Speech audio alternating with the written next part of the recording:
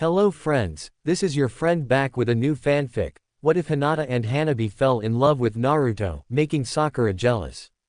If you like this story, don't forget to like, share, and subscribe, and leave your thoughts in the comments. Now, let's start. Chapter 1. Hinata was crying in her bed. Just a few moments ago she was branded with the caged bird seal and striped of her royal status.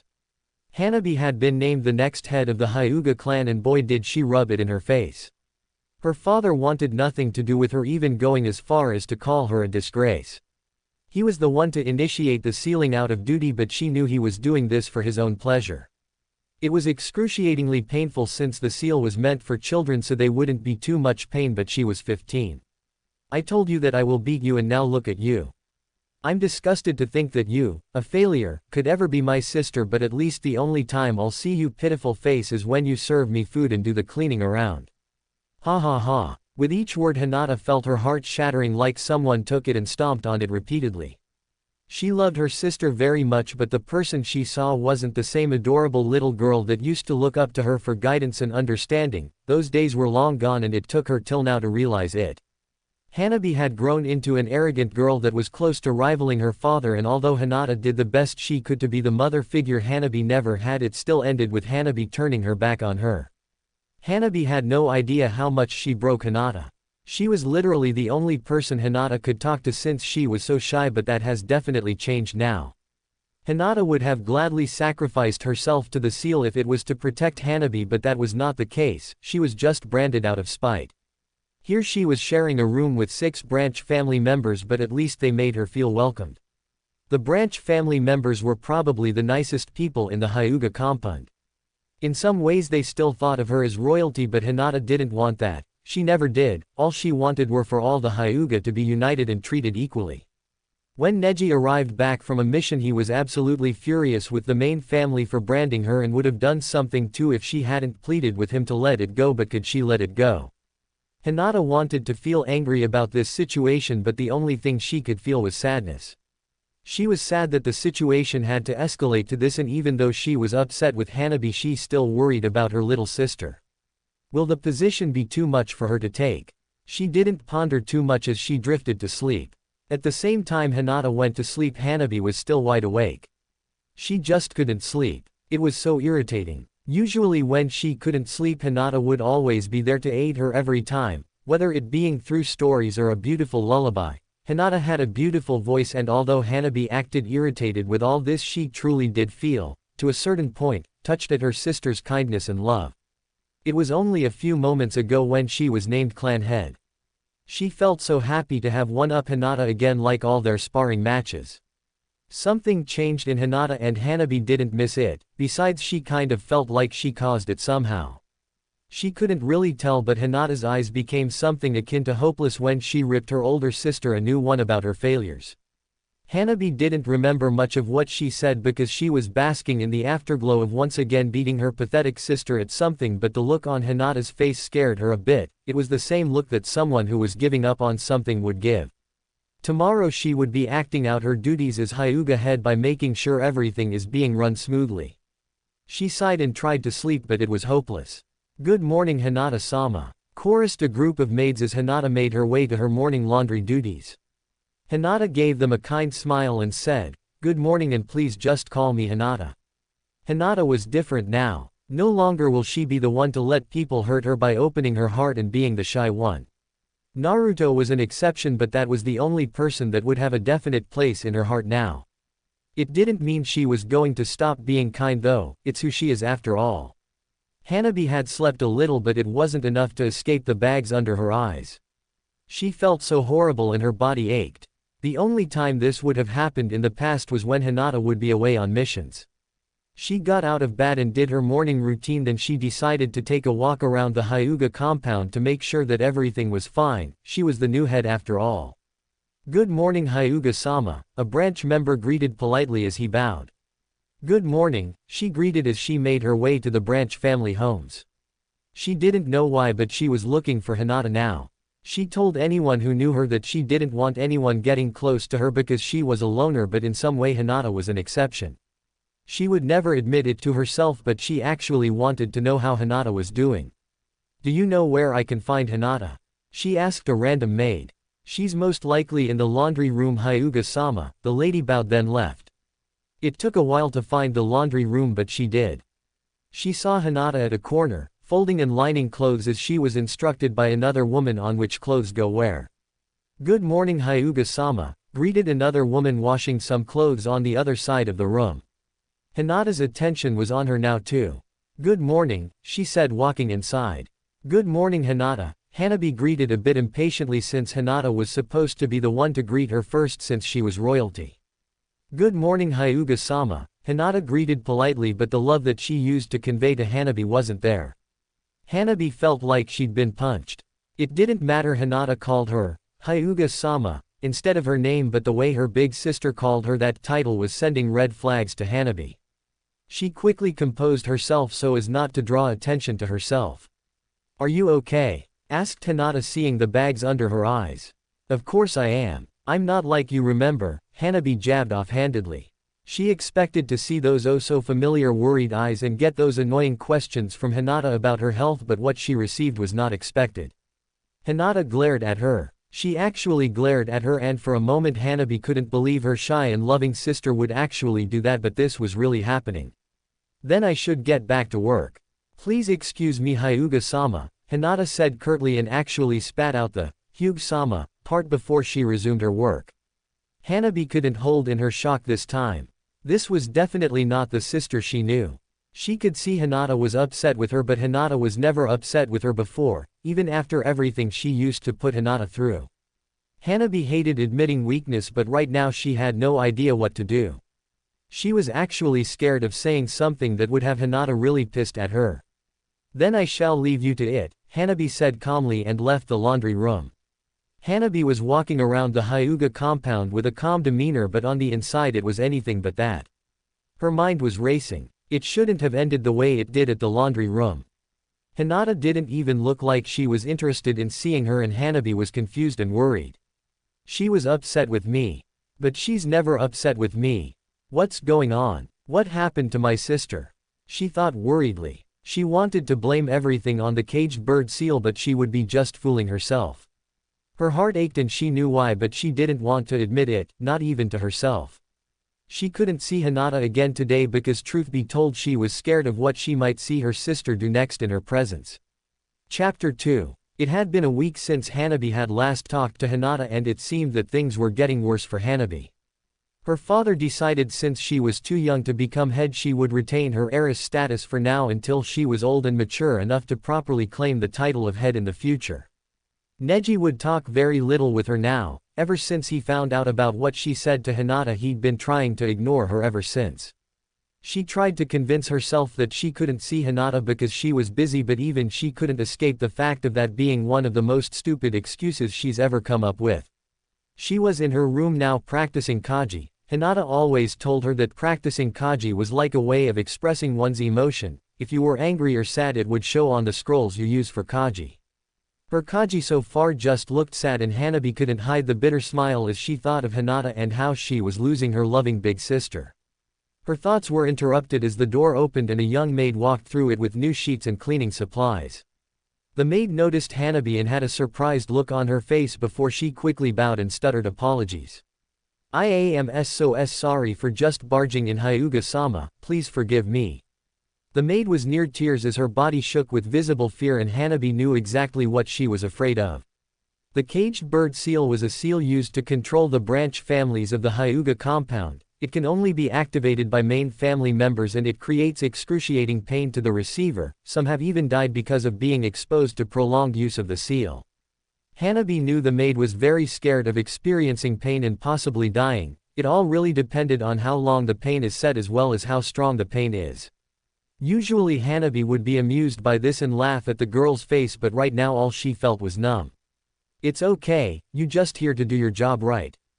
Hanabi asked the frightened girl who looked no older than her from a closer inspection. Why yes, mistress. Thank you very much, Hyuga-sama. The girl looked 10 times happier, and for a brief moment it made Hanabi feel better about herself. The maid quickly set to work cleaning and changing the bed sheets. Hanabi was so bored now as she watched the girl clean, and before she could stop herself her mouth acted out. So what's your name? Hanabi asked. The girl looked at her surprised. Heck, she was surprised that she actually initiated a conversation with a lesser Hyuga. Akane Hyuga-sama, Akane said shyly and gave Hanabi a distinct image of a young Hinata. Hanabi shook her head to get rid of the thought, but then another thing came up that she was irritated at for some reason.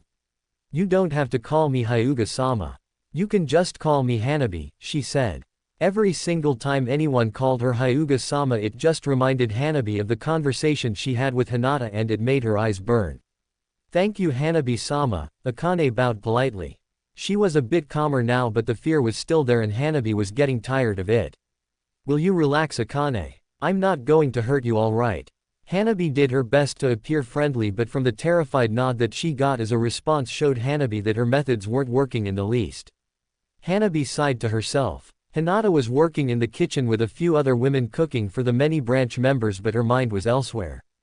The conversation she had with Hanabi wasn't a good one, but she knew she had the right to be upset with her little sister then, but her heart still ached because despite how she acted she still loves Hanabi. She was not going go begging for forgiveness though, because Hanabi would have probably told her of how weak she was and Hinata was sick and tired of that. She had always given Hanabi love and it was always thrown back in her face, so if Hanabi wanted her back as her sister then she would have to earn it this time. Hey Hinata-sama, please focus, said an elderly woman working on some soup. Hinata came out her thoughts and saw Neji making his way to her. She looked around, then realized she was in the cafeteria, absent-mindedly cooking the meat that was to be served. Hello Hinata-sama, how are you? Neji said as he approached the counter where Hinata was working. I'm fine Neji-nisan, how are you? Hinata asked her cousin. I'm well, but you are not, he stated as he eyed her. Neji, I'm fine really, Hinata said, but cursed herself as her voice wavered a bit.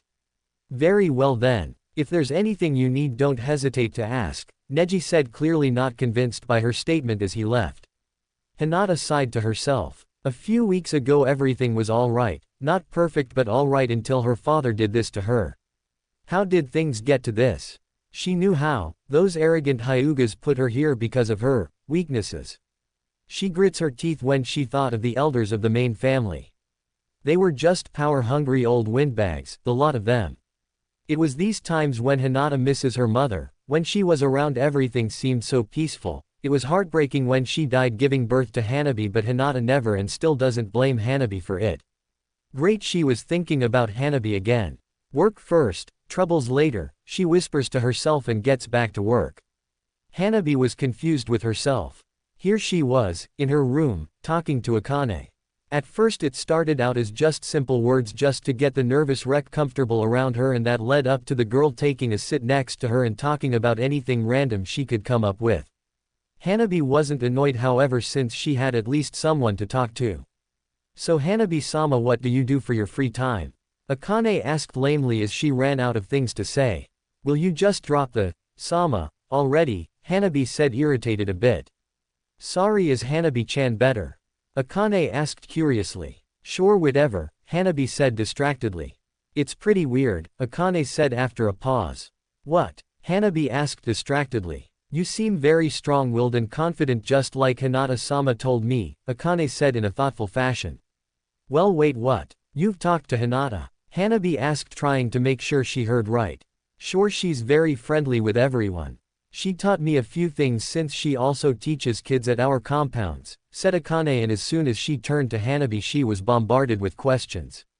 How is she? Is she coping well? Does she talk about me often? Does she still hate me?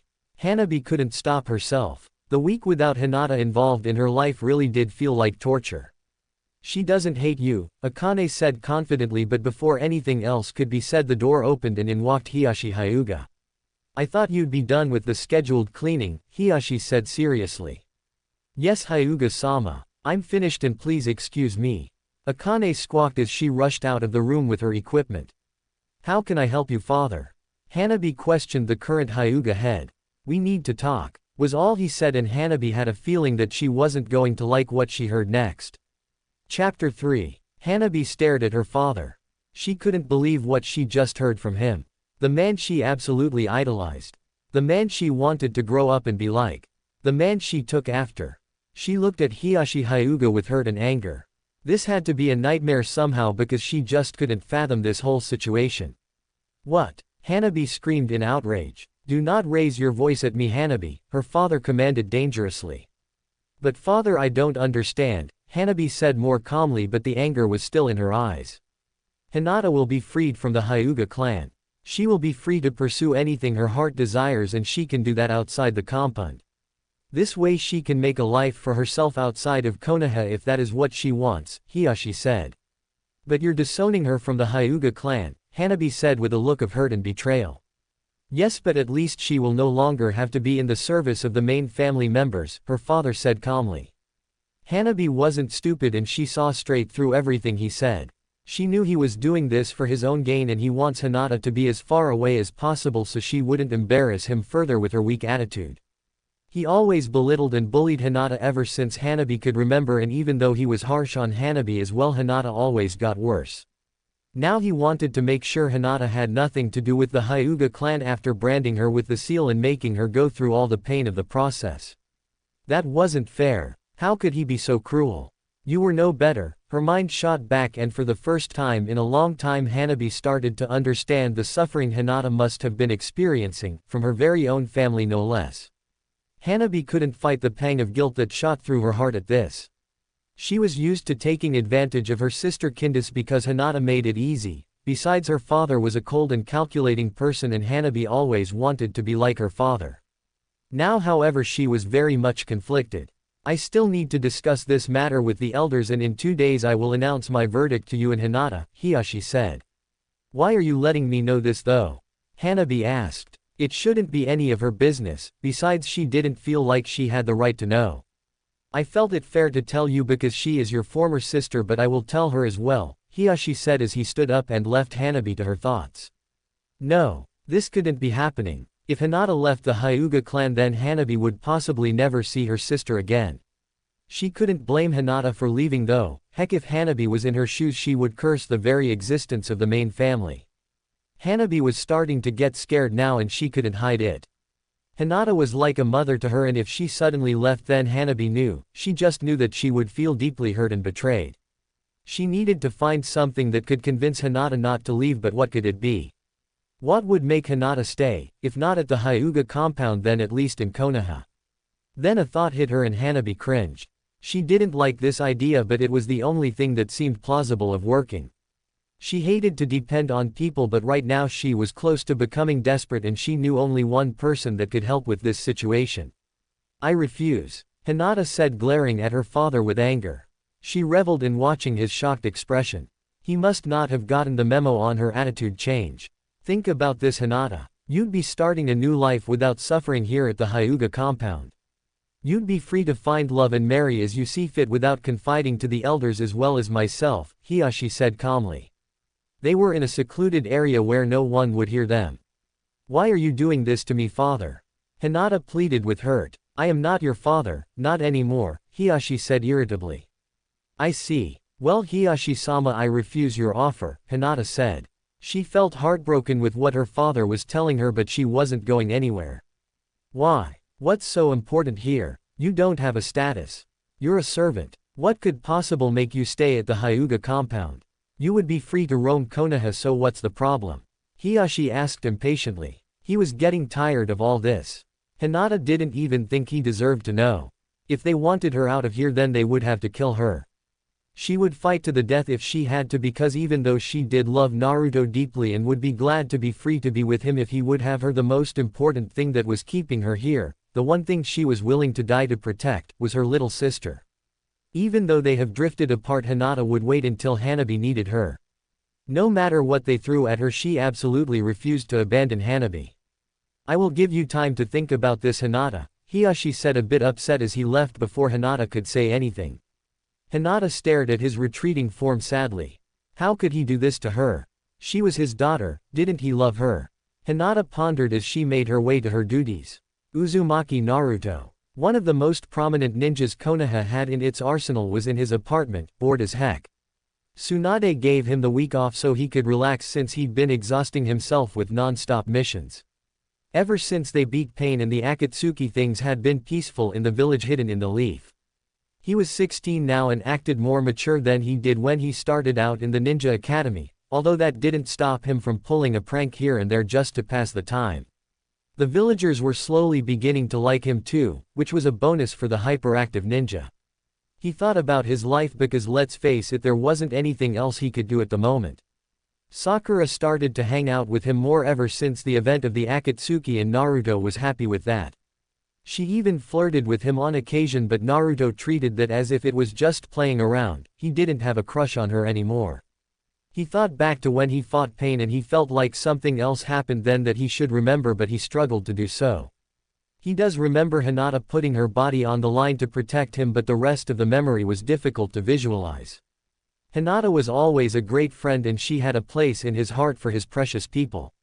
She was weird, yes, but she was also kind, caring, and treated people with respect and understanding. Naruto didn't even know why he was thinking about Hinata of all people, but felt somehow that this was important. He had hardly even seen her ever since they got back to the village. Come to think of it, he hadn't seen her at all in the last week, and usually he'd catch a glimpse of her, but not this week. He didn't know much about her, but he knew so much about his other friends, and that made him feel a little guilty. He didn't want to give anyone of his friends the impression that he was ignoring them. He didn't feel like visiting the Hyuga compound today though. It was full of arrogant idiots, well, except for a few. He heard loud knocking from the front door and made his way there. He came out of his bedroom and went through the living room of his apartment before he opened the door to a surprising sight. Hanabi-chan, Naruto asked, surprised and amused. Hanabi never visited him, and she even told him once, when he was hanging out with Team 8 at the Hyuga compound, that she would never set 100 feet near his dirty, old and pathetic place. Hanabi had to compose herself so she didn't appear annoyed with the way he was staring at her with that stupid grin. He was the Naruto Uzumaki, savior of Konoha, and he at least deserved a little bit of grudging respect. "Hello Naruto-sama," Hanabi greeted politely. Naruto looked at surprised for a moment before a smile adorned his face. "Whatever happened to dirty blonde boy?" he questioned with an amused raised eyebrow. "I don't have time for this, you idiot. We need to talk immediately," she said seriously with a hint of desperation which Naruto didn't miss. "What's wrong, Hanabi-chan? Are you okay?" Naruto asked with a frown. She was Hinata's sister, and even though she could be arrogant at times, Naruto knew she had a heart, so he would help with whatever's troubling her, if it comes to that. "It's about Hinata," she said seriously, and saw an immediate change from Naruto. He looked worried in an instant, and Hanabi had to wonder if he knew that her big sister had a crush on him. "Is she alright?" Naruto asked near panic. He didn't know why, but the thought of anything bad happening to Hinata was making him really upset. "I'll tell you if you let me in," Hanabi said, looking around to make sure no one was listening. Naruto led her into his apartment. She took a seat on a couch and immediately went to business. "Did you know she got branded with the caged bird seal?" Hanabi asked, and wished afterward that she didn't. "What? Who did it? I'll kill them," Naruto said, overcome with rage that someone could do that to sweet Hinata. "Let me explain everything before you do something stupid, okay?" Hanabi said. Naruto calmed down a bit, but his anger was still clearly visible. "So he does like her," Hanabi thought, amused by the revelation. "I'm listening," was Naruto's serious statement. "Those jerks were going to pay for this." Hanabi started her explanation of the situation at hand. She truly did hope that Naruto could find a solution to this. She didn't want to lose her big sister. If Naruto could make Hinata stay, then Hanabi was at least willing to participate. Chapter 4. Hanabi was getting irritated with the Uzumaki boy right now. As soon as she finished explaining the situation, he started rambling on about killing the main family members and giving detailed descriptions on how he was going to do that. Some of the stuff he described was really disturbing. Hanabi had to wonder if Naruto was born a thick-headed idiot or if he hit his head somewhere along his life. She was really starting to have doubts on his ability to help with this situation, instead causing mass chaos.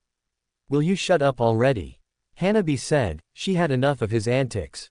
Naruto stopped himself and suddenly realized that he had company. He gave a sheepish grin and sat down on the couch opposite Hanabi. "Sorry, I kind of got carried away there," he said, and then laughed nervously. "Well, obviously," Hanabi said as she rolled her eyes. "How could they do that to her? She can't even hurt a fly unless it could harm the people she cared for," Naruto said sadly. It was a real blow to hear that one of your friends was suffering so much. I know, but what's done is done. Once you've been branded there is no going back, Hanabi said with finality. Naruto stared at her for a moment and that made her nervous. He had a serious look on him now. How has she been coping? He asked carefully. I'm not sure, Hanabi said nervously and mentally kicked herself for showing weakness. How could you not know? You've been helping her cope with it, right? He asked suspiciously. Hanabi stared at her hands on her knees and that was all the confirmation he needed. Hanabi, Naruto said disappointedly. She was Hinata's sister and she wasn't even helping her through this.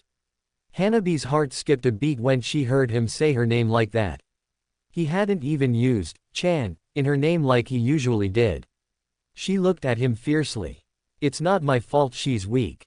She shouted angrily. Naruto didn't even seem fazed when he said, it sounds like you don't love Hinata-chan. I don't love Hinata. I only tolerate her. She shouted and got a laugh as a response. What's so funny? Hanabi asked, steaming. The bull that's coming out of your mouth.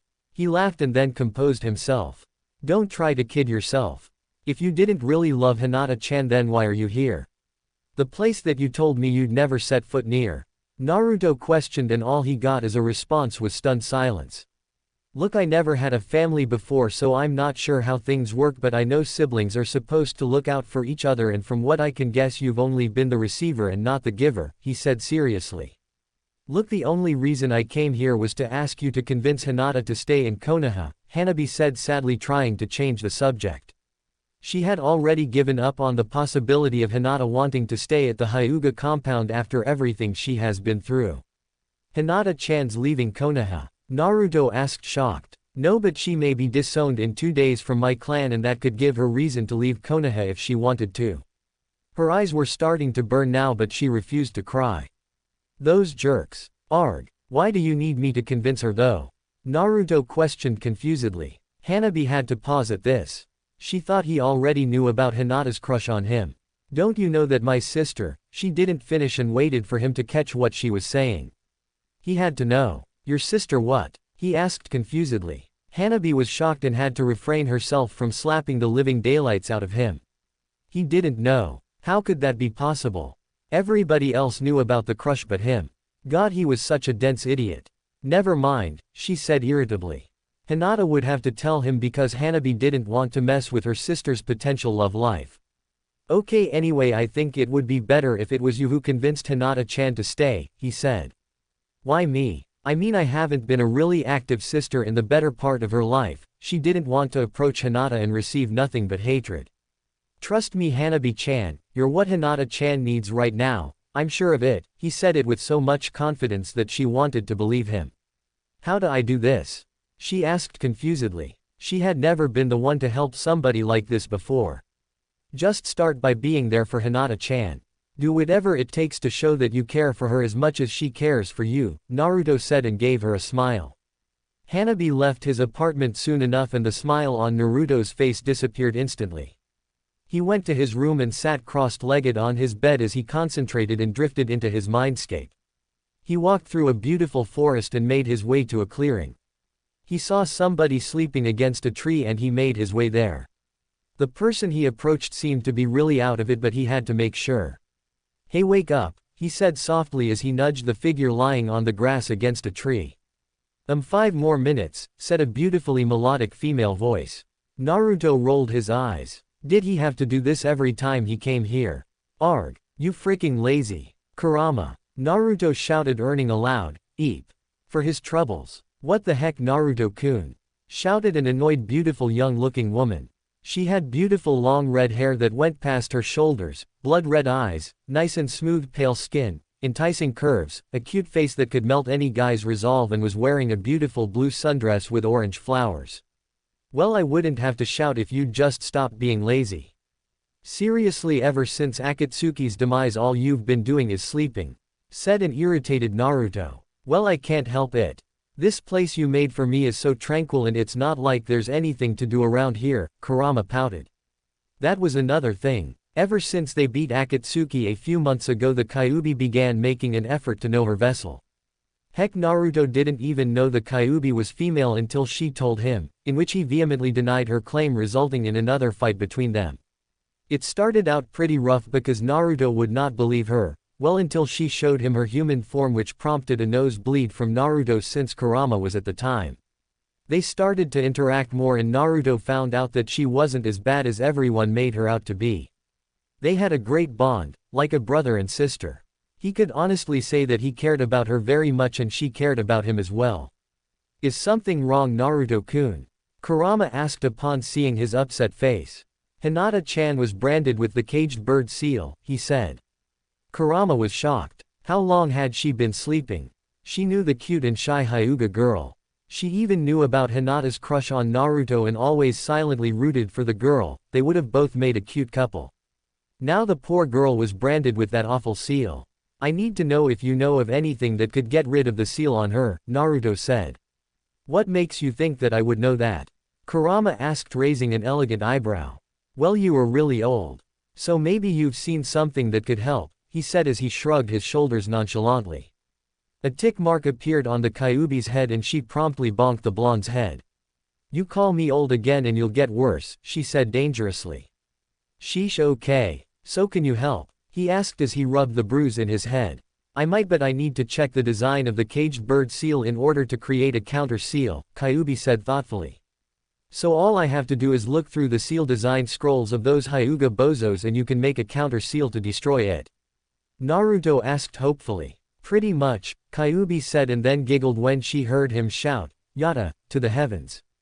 Great, you're the best, Kura-chan. Naruto said as he hugged her and then left the mindscape to find the Hyuga scrolls. Kurama decided to take this time and relax because she knew the next few days were going to be hectic. Chapter 5. It was yesterday when she talked to Naruto and now it was time to act. She didn't really know how she was going to do this, but she had to make sure that it didn't result in Hinata's anger. She had always been the sister that was handed things to her, but now it was time give back and she was nervous. Would Hinata want her around? This was probably the hardest thing she could ever do, owning up to her mistakes. She fidgeted with her clothing. She wasn't wearing her usual pristine robes but that of the Hyuga branch family who served the main family, and her hair was tied into a ponytail. Akane gave the clothes to her since they were basically the same size, although the poor girl was really confused on why Hanabi wanted such clothing in the first place. Akane was another thing altogether. Whenever she came to clean her room they would always spend time together, much to Hanabi's confusion. She focused on the task at hand and made her way into the branch side of the compound. Luckily no main family member caught her wearing this. It was weird for her though because the branch people hardly paid her any mind and the people that did recognize her greeted politely like they always did. She got a really good look at their interactions and realized to her surprise that they weren't just only nice to the main family members but to each other as well. She asked a nice old lady where she could find Hinata and she was told that Hinata was outside putting clothes to dry on the clothing lines, so that's where she went. She found Hinata busy putting clothes on the lines to dry and Neji was talking to her too. She swallowed the lump in her throat and started. Hello Hinata, Neji-Nisan, she greeted with a hint of nervousness. It took Hinata a while to recognize who had greeted her, and when she saw who it was her eyes took on a cold look. Hello Hanabi-sama, Neji greeted wearily upon recognizing who Hanabi was. Hello Hyuga-sama, Hinata greeted coldly. She didn't want to do this. She didn't want to make Hanabi feel uncomfortable, but she had to be on guard. Hanabi had put her through so much pain in the past, and although Hinata still loved her little sister, and would do anything to protect her, she had to make sure that Hanabi wasn't here for the sole purpose of ridiculing her. Hanabi wanted to cry. She wanted to run and hide in the deepest hole possible. Hinata was staring at her like she would an enemy. She never felt so vulnerable in her entire life, but she knew now that this is exactly what she deserved. She knew it wasn't going to be easy to get her sister back, but she couldn't back down now. Hinata needed her. IIW was wondering. Hanabi's mind went into a blank and she couldn't think of anything to say. Right now only awkward silence was present. Hinata and Neji stared at her weirdly. This was definitely something they didn't expect from the usually stoic and arrogant Hyuga heiress. Hinata didn't wait for her sister to get her wits back though and just continued working. Hanabi looked at Hinata sadly. Her sister was ignoring her and it made her hurt and remorseful. She couldn't help but hate herself for what she put Hinata through and just watched silently as Hinata continued her work. Neji was shocked to the core. Hanabi was actually looking sad, and it was because of Hinata. Usually it would be the other way around. Hinata may have seemed calm, but her body felt like lead. She could hardly hold herself together, let alone speak. She really hated doing this, but she had to be sure Hanabi was here for her and not a self-centered reason, so she kept working, hoping that Hanabi would say something else. "I will give you your privacy," Neji said as he sensed that he wasn't needed here and began to make his way to his home. So here they were, just the two of them. Hanabi mentally kicked herself. How could she act like a nervous wreck in front the supposed shy Hyuga? She composed herself as much as she could. "I wanted to see if there was anything I could do to help around," she said as calmly as possible, but the nerves were still visible. Hinata stared at her, surprised for a moment. She couldn't be asking what Hinata thought she was asking. "What do you mean?" Hinata asked to make sure. "I want to help you with the clothes," Hanabi clarified her intentions. "You're not a servant, Hyuga-sama, so you don't have to do this," Hinata stated with a frown. "But I want to," Hanabi whispered, and Hinata heard it loud and clear. Hinata had to think of the possibility of this being a trick. She didn't want to blindly trust people again. She would have told Hanabi that she didn't ask nor need her help, but one look at her sister made Hinata truly hate herself. Hanabi looked awful. She looked so tired that Hinata had to wonder if she was getting any sleep at all. She also looked very desperate, like she needed this, and Hinata mentally kicked herself. She hadn't taken it into account that Hanabi might be suffering from this as well. "Do you know how to put the clothes on the line?" Hinata asked. If Hanabi was trying to bond, then Hinata was all for it. Hanabi whipped her head and stared at her sister with surprise. She thought Hinata was going to brush her offer aside and just leave her. Right now all she could do was nod numbly. "There's another basket with clothes on the side. Take that one and put the clothes out to dry," Hinata said evenly as she continued with her work. Hanabi's face lit up at her sister's instructions. It wasn't much, but at least Hinata was giving this a chance. She silently thanked Naruto for his advice and set to work next to her sister. Hinata knew Hanabi ever since she was born, so she saw the happiness that radiated off her little sister. She didn't know what prompted Hanabi to do this, but she was thankful. She never wanted any animosity between them. She hoped this wasn't the last time she saw Hanabi. They needed to get through this together, and the only way that was going to happen was if they communicated and understood each other. Hinata?" Hanabi asked uncertainly. Hinata replied. "Could you call me Hanabi instead of Hyuga-sama?" Hanabi asked nervously. "Okay Hanabi," Hinata said. She was actually glad for that. Calling Hanabi Hyuga-sama just put a bad taste in her mouth. "Thank you," Hanabi said, sounding relieved. She wanted to apologize for the things she did, but she wanted to wait and make sure it was the right time for that. She didn't want it to backfire in her face. On top of a building near the Hyuga compound stood a figure of unmatched brilliance and cunning, or at least that's what he'd like to think of himself. It was none other than Naruto Uzumaki. "This is a bad idea, Naruto-kun," Kurama said from inside his mindscape. "PSSHT, it's gonna work, don't you worry about that," Naruto said confidently. "It would be so much easier if you just get the information on the scrolls and then just get out of there," Kurama implored pleadingly. "You know I can't do that, Kurama-chan. Those main family fart bags need to know that nobody messes with Uzumaki, Naruto's friends," Naruto said with a mischievous grin.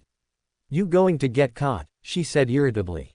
"Yeah right. I'm a cage-level shinobi now. Even before I was even Genin, the Anbu couldn't catch me," Naruto said.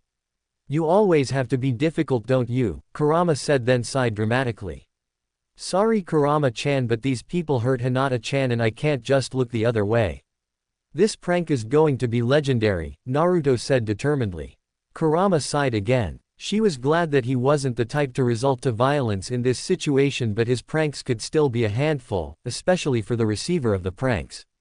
Well, at least she was going to get a good laugh out of this one way or another. Chapter 6. Hanabi made her way to her room. It had been a long day and now it was late in the evening.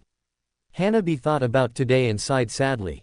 Hinata hadn't truly forgiven her and she knew it, although considering everything that happened she was lucky to be talking to Hinata period. She knew it wasn't going to be easy.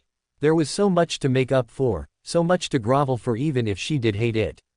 She had to work her way up to earn Hinata's trust, and Hanabi knew it was going to get difficult soon. She needed to keep her interactions with Hinata a secret from the main family, otherwise she feared her father's wrath. It felt so weird for her. In the past she used to put Hinata through so much and she wouldn't even get a complaint from her shy sister.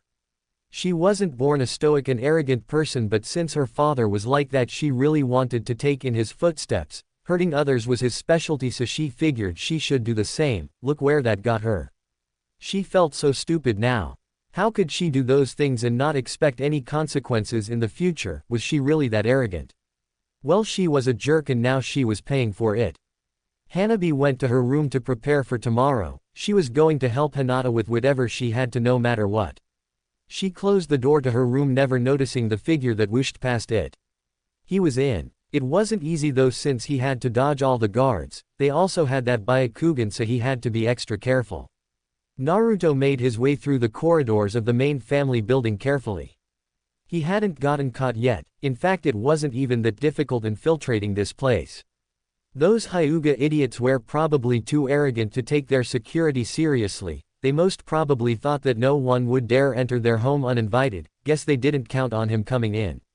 He knew very little of where he was going, but he needed to find the place they kept their scrolls in order for Kurama to make the counter seal. Only then could he initiate his ultimate plan. He made his way through the Hyuga main family home, ducking and hiding when necessary. He suddenly remembered, from what Neji told him, that the scrolls were kept in the head Hyuga's office. He got to the office and saw none other than Neji himself guarding it. Crap, now how am I gonna get in? He thought worriedly. There was no possible way he could sneak past, over, behind, or even through Neji, especially considering that the Byakugan was referred to as the all-seeing eye. Then an idea struck him and he couldn't help but chuckle quietly. Neji wasn't enjoying his day. It was bad enough that he was doing guard duty as a favor to a fellow branch member, but this was absolutely boring. He really wished Tsunade would give him a mission so he could get out of this place for a while, but he already knew that wasn't happening anytime soon. He prayed for something, anything to happen. Boy, was he going to regret that. "Hello Neji-kun," said a sultry feminine voice. Neji did a double take. For a moment he thought he was dreaming this up until reality struck him. "Naruto. What are doing here? And in that stupid perverted just you no less." Neji whispered fiercely. What the heck was Naruto doing here at this time? Why was he in his female form? What the heck was that idiot up to?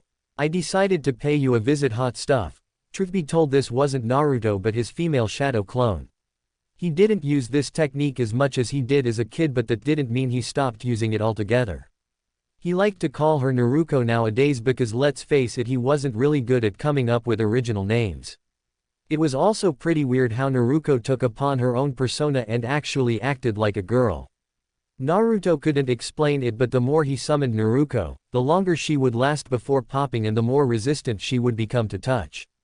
He shrugged his shoulder from his hiding place and decided to watch the show. "You shouldn't be here at this time," Neji said angrily. The fool. He was going to get himself into big trouble, especially if the female portion of the Hyuga clan caught him using his stupid Waroke no Jutsu. "Then you have to catch me first, sweetie," Naruko said as she dashed off in a random direction. "Naruto," Neji said as he chased after the person he thought was his idiotic friend. He didn't even bother activating his Byakugan to make sure that it was the real Naruto he was chasing. He was going to kill him. Neji was going to kill the moron. Naruto came out of his hiding place and made his way into the office and began searching for the right scrolls. He found them and allowed Kurama to see through his eyes so she could analyze the scrolls. Interesting. They really did their homework when they made this seal," Kurama said in the mindscape. "So can you make a counter seal?" Naruto asked worriedly. "Already working on it. It should be done in few hours, 7 tops," Kurama said. "Really? You could do it that quickly?" Naruto asked. "Yep. I am pretty skilled when it comes to seals," Kurama stated. "Geez. You really are old," Naruto said. "Naruto," Kurama warned. Yeah, I get it. Anyway, can I do what want to do now?" Naruto asked hopefully. "Sure, but don't kill anybody," the Kyuubi said half-heartedly and then cut off their connection. An evil grin appeared on Naruto's face. He took out a scroll and unsealed what was inside.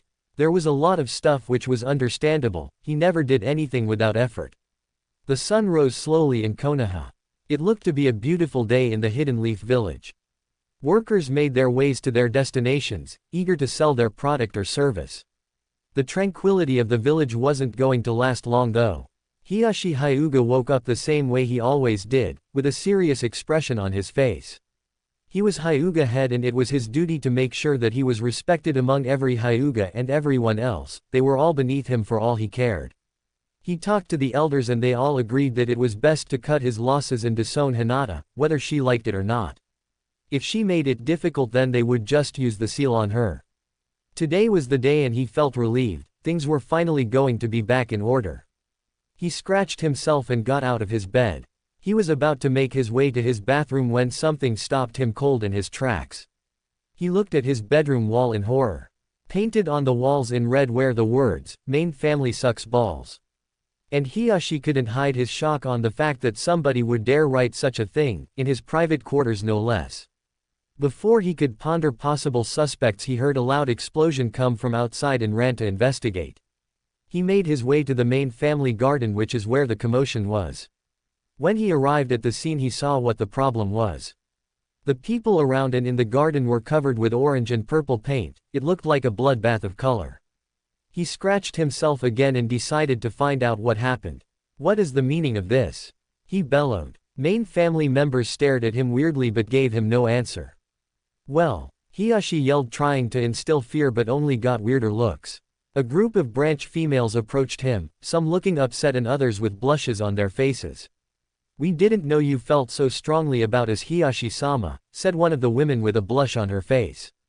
"What are you talking about?" Heishi asked truly confused. The women looked at each other nervously as if silently debating before they all nodded and promptly pulled their pants down to show their underwear. Hiyashi wanted to scream at them for such an act but when he saw the reason for it he was shocked. On all of their underwear were the words, "Property of Hiyashi." "Hands off," written clearly, and it was on their rears as well adding to the horror Hiyashi was experiencing. What the heck was going on here? Hiyashi, what is going on here? The main family elders approached the garden looking angry and Hiyashi knew why. On their foreheads were the words, "Fart bag," written in black. "I am as confused as you are," Heishi said irritably. "I tried everything and I can't get this off my head," a female elder said angrily. "Father, I heard an explosion," Hanabi shouted as she approached the scene and had a good look at it too. "Whoever did this shall pay," Hiyashi said furiously. To think he actually thought this was going to be a good day. Hanabi looked at her father and had to stifle a laugh but Hiyashi caught it. "What is it?" Hiyashi asked. He suddenly realized that he'd been scratching himself a lot but couldn't stop. He was very itchy. "Did you always have mustache and beard?" Hanabi asked, struggling to compose herself. So that's what the weird looks were for. Hiyashi didn't even want to know what he looked like right now. If it was anything compared to the others then he just knew he looked ridiculous. Whoever did this was going to pay dearly. The main family members were arguing with each other now. They were pointing fingers, trying to weasel out the culprit. Through all the chaos Naruto was on the same building that he used to view the Hyuga compound. His vision wasn't as good as the Byakugan but he could still see how everything was being played out. So now here he was, laughing his butt off. It went better than he expected. That would teach those uptight arrogant losers. "You could have eased up a little bit," Kurama said having watched the whole thing by accessing his eyes. "Yeah right. It was just perfect," Naruto shouted with a grin. "The counter seal is ready," Kurama said suddenly. "All right. Time to go find Hinata-chan," Naruto said happily. Things were looking up. He hadn't forgotten that today was the day Hinata could be potentially disowned from her clan so he needed to act quickly before things escalated too much. On the plus side those elders were probably more worried about the prank than Hinata herself so at least he bought himself more time. Today Naruto was going to make sure that he set Hinata free from the caged bird seal. Chapter 7. Today was the day. That was the only thing going through Hinata's mind. It was either she would be disowned and leave or they could possibly use harsher methods to get her to cooperate. She hadn't ruled out the possibility of them using the seal on her and killing her in the process, but it didn't matter because she wasn't leaving Hanabi here alone. What if she died? If she was killed, then Hanabi wouldn't have a sister anymore and she would play right into the fingers of the elders. She hated them for forcing this upon her, making her suffer just because she showed kindness and caring to people. If she was Hyuga head, she would ban the caged bird seal and make sure that the main and branch families had equal rights, but that couldn't happen anymore because she was branded and therefore couldn't retain her heiress status in order for her to have the opportunity become Hyuga head. She woke up a bit later than she normally would. She made her way through the branch family dorm rooms and noticed that there wasn't a soul in sight, making her worry. Was this their plan? To get her alone to make sure she couldn't resist them when they strike? She heard voices in the cafeteria, in the distance, and sighed in relief. She must have slept longer than she thought to be missing out on her cafeteria duties. Before she could walk over, a voice stopped her cold. "Hey Hinata-chan," shouted the hyperactive ninja who was standing on the roof of the dorms. Hinata looked like a deer caught in headlights. Never in a million years did she expect anything like this to happen. Naruto was here. How did he get in? Maybe Neji let him in. She couldn't move her body. She just looked as frozen as a popsicle. Hinata-chan. Naruto tried again when he saw the faraway look on her face. That snapped her out of her thoughts and she came back to reality. Hi-en Naruto-kun, Hinata stuttered with a huge blush on her face. Curses, her shyness was back. She was trying to look anywhere but her crush because she knew if she stared into those beautiful cerulean irises she would faint. Why did her confidence leave her now of all time? She was already starting to feel lightheaded and had to concentrate to make sure she didn't fall. Naruto looked at Hinata carefully. She was acting weird again. Seriously, did he have bad breath or something? He also noticed the seal on her forehead and couldn't help the anger that bubbled within him, but that anger quickly turned into his famous foxy grin. He looked around to make sure they were the only people around before he jumped from the roof and landed right next to her. "Look Hinata-chan, I'm not really supposed to be here but I need to talk to you in private," he said seriously, looking around to make sure that it was still clear. Hinata's heart skipped a beat. He wanted to talk to her in private. He came here for her. He must have heard about the bird seal already. He was probably here more out of pity than anything. Hinata's head dropped a bit. Sure, she said nervously, but Naruto also caught a hint of disappointment. "Great. Follow me," Naruto said as he started to jump from roof to roof, making his way outside the Hyuga compound with Hinata following shortly after him. They made their way through a forest until they found themselves at a clearing with a huge pond in the middle. Hinata never came around here, but it looked so beautiful and romantic that for a fleeting moment she thought Naruto brought her here because he wanted to confess his undying love for her, then promptly squashed the idea as soon as it came to mind. She was scared. She didn't want his pity if that's what they came here for. She was strong enough to endure the suffering until the end. She looked at Naruto and saw that he wasn't even focused on anything. He seemed pretty out of it, but she was too scared of stuttering something stupid to call out to him. Naruto, however, was having a conversation with his tenant at the moment. "We here now. So what's next?" Naruto thought to Kurama. It was her idea to bring Hinata to this place, but he didn't think too much on it. He came here dozens of times. "Now first make your fingers into the ram seal. Then expel a little amount of chakra from your body. Your chakra needs to be mixed with my chakra in order for this to work, and keep in mind that both chakra signatures need to be distributed equally. Make sure Hinata closes her eyes too," Kurama stated seriously. There wouldn't be any damage if he got it wrong, but it would be annoying to do it over and over again until they got it right. Naruto took a few steps away from Hinata and then faced her again. He could tell she was confused and worried. She didn't know why she was here after all. "Please trust me Hinata-chan and close your eyes," Naruto said as started the process and made his hands into the ram seal. He kept his eyes on her and used her image to focus.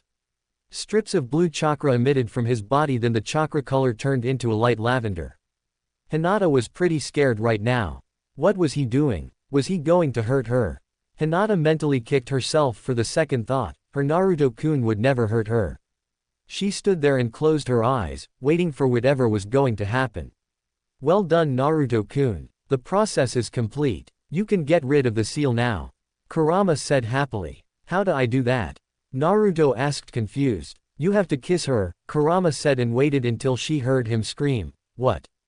before she giggled. Hinata was startled when she heard Naruto scream. What's wrong Naruto-kun? She asked with her eyes still closed. It seemed that it was easier to speak to him without becoming a nervous wreck when she couldn't see him. Nothing. Everything's fine, Naruto said nervously, but Hinata didn't catch it and relaxed again.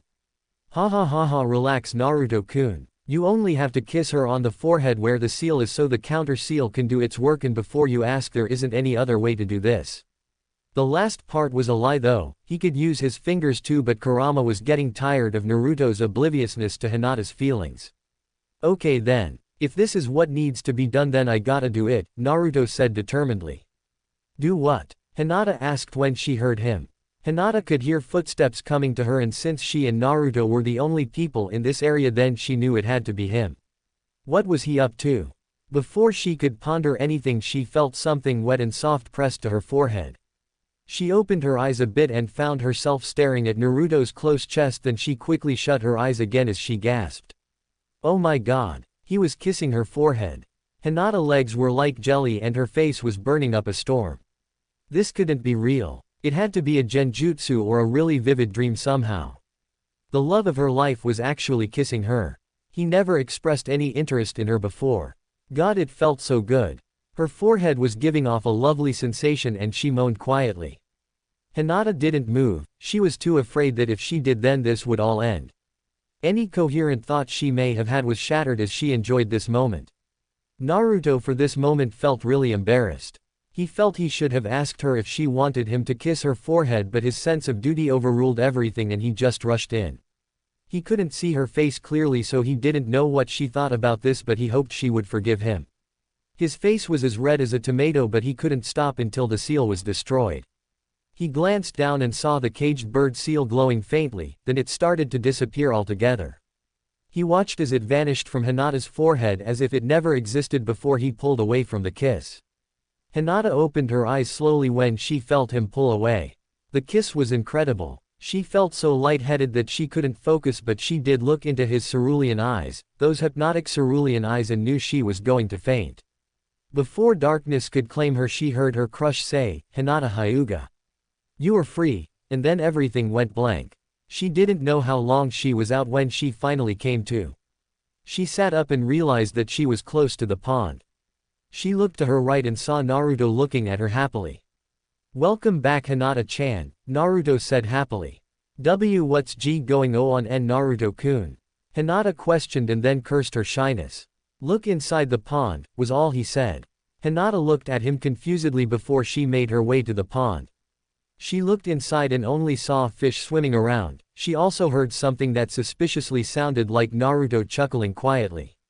She focused her eyes but still couldn't see anything in the lake. She was about to ask what she was looking for when she saw her mirror image and gasped. Her forehead was clear. The seal wasn't there and Hinata was shocked to the core. She slowly looked at Naruto. The seal, she whispered, shocked. Yep, it's gone, Naruto said with a foxy grin. How? Was all she could ask. When I heard that you got branded with that thing I couldn't just sit back and let you suffer, he said. How did you do it? Hinata asked stupefied. There wasn't supposed to be anything that could destroy the cage bird seal, it was permanent. Friends in high places, he said, and you got that right, from Kurama. Hinata stared at him. He did this for her. He found a way to break the seal to save her. The man she loved. She couldn't take her eyes off him, she wasn't even afraid of fainting right now. He was everything to her. Her love for him only deepened and she couldn't picture him with any other woman but herself. She didn't know what it was, whether it was all the pain she'd been through or what he did for her, but she couldn't stop herself as she flung herself at him and cried on his chest, letting all her emotions out. Naruto stiffened when Hinata's arms encircled on his neck and she cried her heart out. He looked around nervously, not really knowing how to deal with this. Just relax and hold her, Kurama chimed in as she watched and ate some ice cream. If she was going to stay in the mindscape forever, then at least she would indulge herself. Naruto held Hinata and let her cry for as long as needed. When Hinata finished, she looked up at him with adoration and love. She wanted him so badly. Naruto, she breathed as she closed her eyes and leaned in for a kiss. Naruto looked up into the sky and realized that it was getting a bit late into the day. Come on Hinata-chan, We better get you back home before people start getting worried, Naruto said as he disengaged from the hug and made his way in the direction of the Hyuga compound. Hinata pouted. She was so close. Oh well, it would have to happen at another time. She quickly tore a part of her clothing and made a makeshift headband to cover up her forehead. She didn't need any chaos right now because she lost the seal. If Naruto could destroy the bird seal, then Hinata knew that somehow the Hyuga branch family could be saved from this burden, but for now she had to get back or people might start getting suspicious. She made her way home with Naruto, so happy that the Hyuga compound could possibly have a peaceful future. Chapter 8. Hinata was walking with Naruto, side to side. They were walking through the streets of Konoha, making their way to the Hyuga compound. She adjusted her makeshift headband to make sure it covered her entire forehead. It was these times when she wished she hadn't left her Konoha headband in her old room, but with the lack of missions and the branding she forget all about it. Even if she was a servant, she was still a ninja. She glanced nervously at Naruto's hand and then her own. She really wanted to touch him, to hold his hand in her own, to convey her feelings to him, to truly love him, but she was scared. What if he didn't feel the same way? What if she ended up chasing him away with being too forward? She knew he could be dense, but that was who he was and she still loved him. Then another thought came. The elders and even her father would not be happy with her being actually free from the clutches of that cursed seal, especially considering the matter of her banishment today. That also brought another thought. Naruto-kun? Hinata asked nervously. Yeah, Hinata-chan, Naruto replied as he looked down at her. How did you know? Hinata asked, hoping she didn't have to explain what she meant. Someone who really cares about you told me, he smiled softly at her. She wasn't going to ask who it was because she doubted he would tell her. So you also know about my banishment? She asked uncertainly. Naruto-kun? Hinata asked after not getting a response. Oh crap, I totally forgot, Naruto exclaimed as he stopped walking. He mentally kicked himself. He was such an idiot. He was bringing Hinata to their hands without even coming up with a plan to stop her from being disowned. He didn't know how he was going to do it though, since he couldn't exactly interfere in other clan matters, even if he was technically the head of 2 clans. He needed help on this one, but who could it be? He got the idea and grinned. Hey Hinata-chan, let's take a quick detour before we get to the compound, Naruto said as he held her hand and led her to his destination. Hinata could have protested on the possibilities of someone looking for her by now, but she was too occupied with the feeling of Naruto actually holding her hand as he led her to who knows where. Tsunade was in her office trying to finish her paperwork with the assistance of Sakura, trying being the main word since she kept getting distracted with the temptation of drinking the sake in her secret compartment under her desk. She was getting there though, and she would probably be halfway done by midday. Sakura was a big help to her, but sometimes Tsunade wondered when Sakura would start looking for a love interest. She couldn't spend the rest of her days working even if she was only 15. She knew Sakura was over the Uchiha, but what if he came back? He was still out there after all, plotting his revenge on Konoha for what they did to his clan. She sighed and continued working. Almost there, Hokage-sama, only then can you enjoy your secret sake, Sakura said knowingly as she carried finished paperwork to the filling cabinet. Tsunade didn't even bother asking how she knew about her sake. It seemed Shizune rubbed off on Sakura more than Tsunade knew. She was startled when the door to her office suddenly burst open. Hey Ba-chan, I need your help. Naruto's voice echoed in the office, and the poor blonde was met with a super punch to the face, sending him flying into the nearest wall. Tsunade punched him for 2 reasons. The first being him not knocking before he came into her office, and the second being his use of that stupid name. Some women didn't like to be referred to as old, and she was one of them.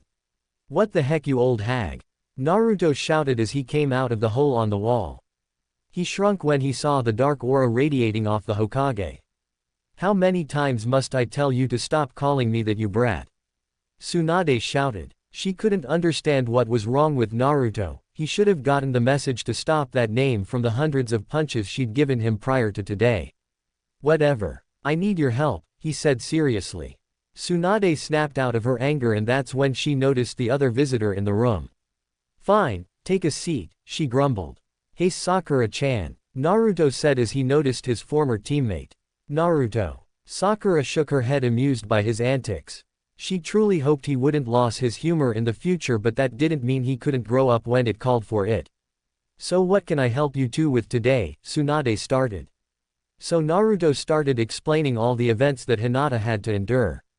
Throughout the explanation you could clearly see Tsunade's rage rising to the surface. "Are you okay, Hinata? Does the seal hurt?" Tsunade asked, concerned while looking directly at Hinata's headband. "I'm fine, Hokage-sama, thanks to Naruto-kun's help," Hinata said, blushing. "Wait, Naruto. How did you help Hinata?" Sakura asked. "By getting rid of the bird seal," he said simply. Tsunade and Sakura looked at him as if he grew a second head. Naruto. Naruto got rid of the caged bird seal. Impossible. The seal is unbreakable and he isn't a seal master.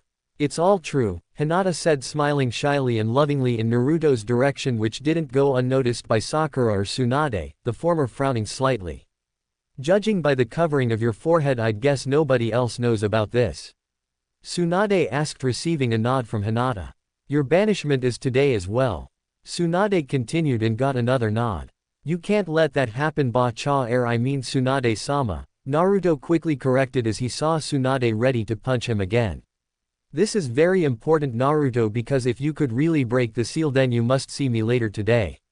With that being said, shinobi and other clans cannot interfere in this matter, Tsunade said seriously, and both Naruto and Hinata's heads dropped in despair.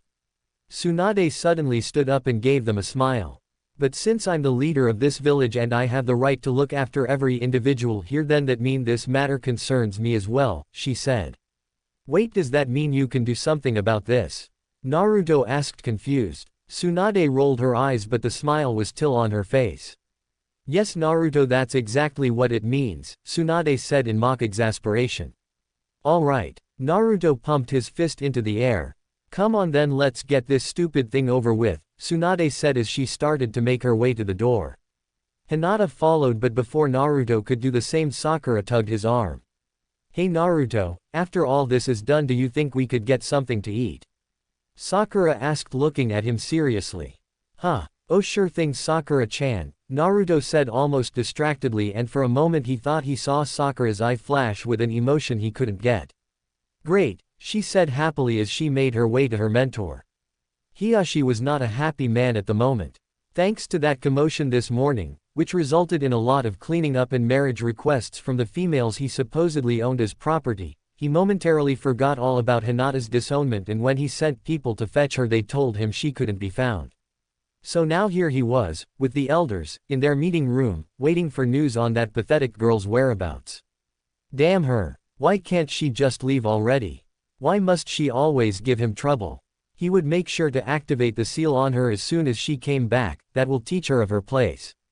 "Hello Hiyashi." Hiyashi looked for who the person that greeted him so informally was and saw the Hokage herself standing with 3 more people, and one of them being the subject of all this. "Tsunade-sama, Haruno-san, Uzumaki Namikaze-sama, Hinata," he addressed them all with practiced politeness. "Wow, you actually the first person to call me that in a while," Naruto laughed. It wasn't the fact that he hated the name Namikaze, in fact he cherished it, it was his father's last name after all. Ever since he found out the Yondaime Hokage was his father, he didn't let it get to his head, he used that as motivation to get even stronger. He also knew where he got his Uzumaki last name too, his mother Kushina. He didn't know much about his mother, but he knew she was a strong and loving woman who sacrificed herself for him in this village, and by God he would make sure her memory lived through him. "Thank you for bringing Hinata home." Hiyashi kept up the act, but he had a bad feeling that something didn't seem right. "Let's cut the chit-chat, shall we? You know exactly why I'm here," Tsunade said, staring unflinchingly into Hiyashi's eyes. "I see," Hiyashi said irritably, glancing at Hinata. He knew he couldn't turn Tsunade away now, she was the Hokage and an act like that would be considered disrespectful. He could tell the elders were not liking where this was going, and neither was he. Naruto took a glance at Hinata to see how she was coping and was surprised. She wasn't being weird right at this moment, she looked confident and fearless as she stared straight at her father. He felt a slight tug in his heart and had to wonder what that was about. He looked carefully at Hinata and couldn't help but stare. When she was quiet and weird he thought she looked pretty cute, but right now she looked like a woman you wouldn't mess with. She took a glance at him and then quickly stared back at her father, but now she was sporting a blush and that snapped him out of his staring. Why the heck was he staring that long? He was pretty confused but decided to drop the thought for now. Hinata was struggling to keep her cool. It wasn't the fierce gaze of her father that had her weak in the knees but the way Naruto looked at her. Why couldn't she just tell him how she felt already? She knew if she took too long to confess her love for him then another girl would just come up and take him, especially since a lot of the female population have taken a liking to him ever since he saved everyone from Akatsuki. If he ended up with another woman then she would lose the will to live. No one could ever compete with Naruto's kindness and she desperately wanted to spend the rest of her life with him, bearing his children and growing old together. She pushed the thought aside and decided to focus on the matter at hand before she fainted. Sakura for her part was a little annoyed at Naruto. When they were kids he would pledge his underlying love for her and always tried his best to win her affection, even when she told him that she only loved Sasuke. She did love the Uchiha deeply then but now everything had changed. It took a long time but after Akatsuki she finally noticed what a great person Naruto was. She started to hang out with him more to see if his past affections for her were still existent. She even flirted with him here and there to give him little bits of hints to tell him that she was at least interested in a date but he never took them seriously, he was as oblivious as ever. She saw how he looked at Hinata and how Hinata looked at him earlier and couldn't help but become suspicious. What was going on between them? Naruto was never the type of person to acknowledge a female's interest in him before. Did he realize Hinata's crush on him and more importantly does he like her back? She couldn't help then twinge of jealousy she felt at the thought. She liked Hinata she really did but if she thinks it was going to be that easy to win Naruto over then she had another thing coming. Sakura was not going to sit back and just watch things unfold. It wasn't anything personal to Hinata but Sakura would make sure that she and Naruto would start a relationship that didn't convey friendship. Sorry Hinata but you're not the only one interested, Sakura thought with a hint of remorse but she wasn't losing Naruto to Hinata. Very well Hokage-sama. Please take seat at my side, Hiashi said. He had given up on the possibility of Tsunade leaving. She had a huge influence in clan matters as the Hokage but she couldn't stop clan tradition. Hopefully this would end in his favor.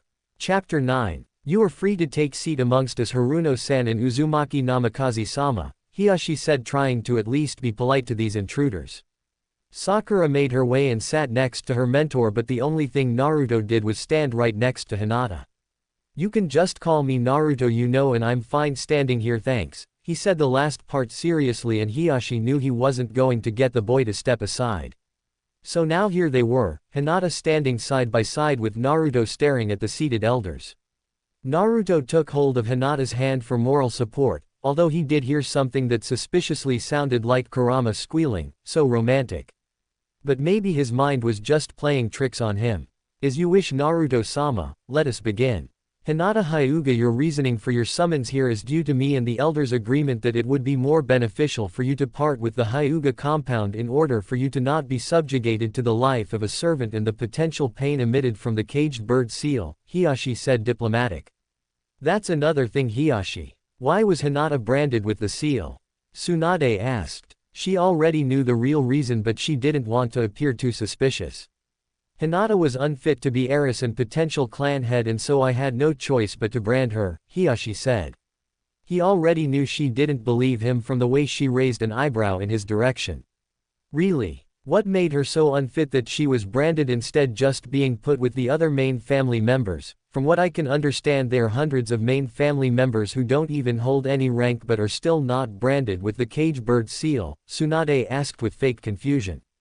In the Hyuga compound we need a head to compose and complete order among our people and for this to happen the head needs to develop and utilize certain aspects for complete composure and control. Hinata has displayed none of this characteristics so she was unfit to be head since the position would overwhelm her. Adding to the fact that she was heiress and eligible for the role of head I had little choice but to expel her from the main family, Hiashi said evenly. So what you trying to tell me is that you did this for Hinata? Tsunade asked in disbelief. This man had the gall to try and cover up his atrocious act. I'm saying I did this for the betterment of my clan, Hiashi spoke.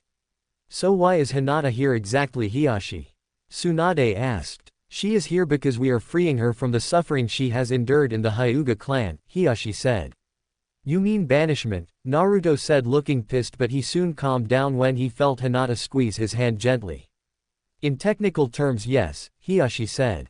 These people were already becoming problematic. I see. Does she have a choice in this matter? Tsunade asked, masking her disgust.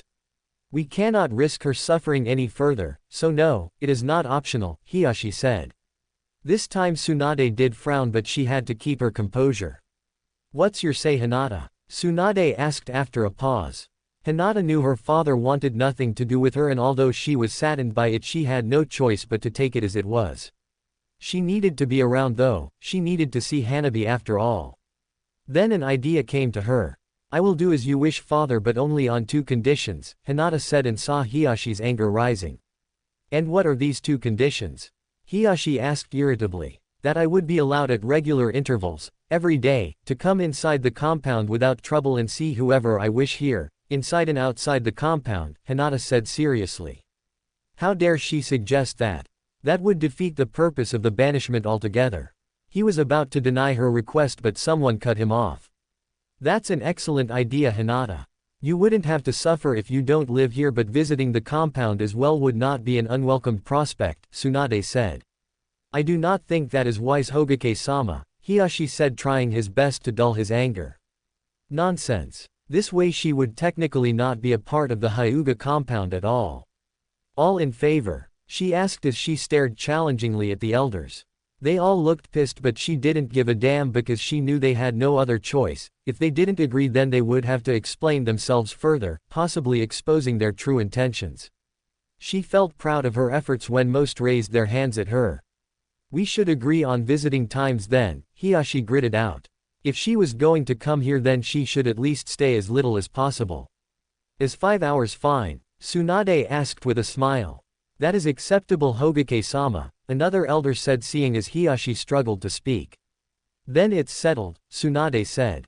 This meeting is adjourned. Please excuse me, Hiyashi said as he made his way out of the meeting room with a dark aura.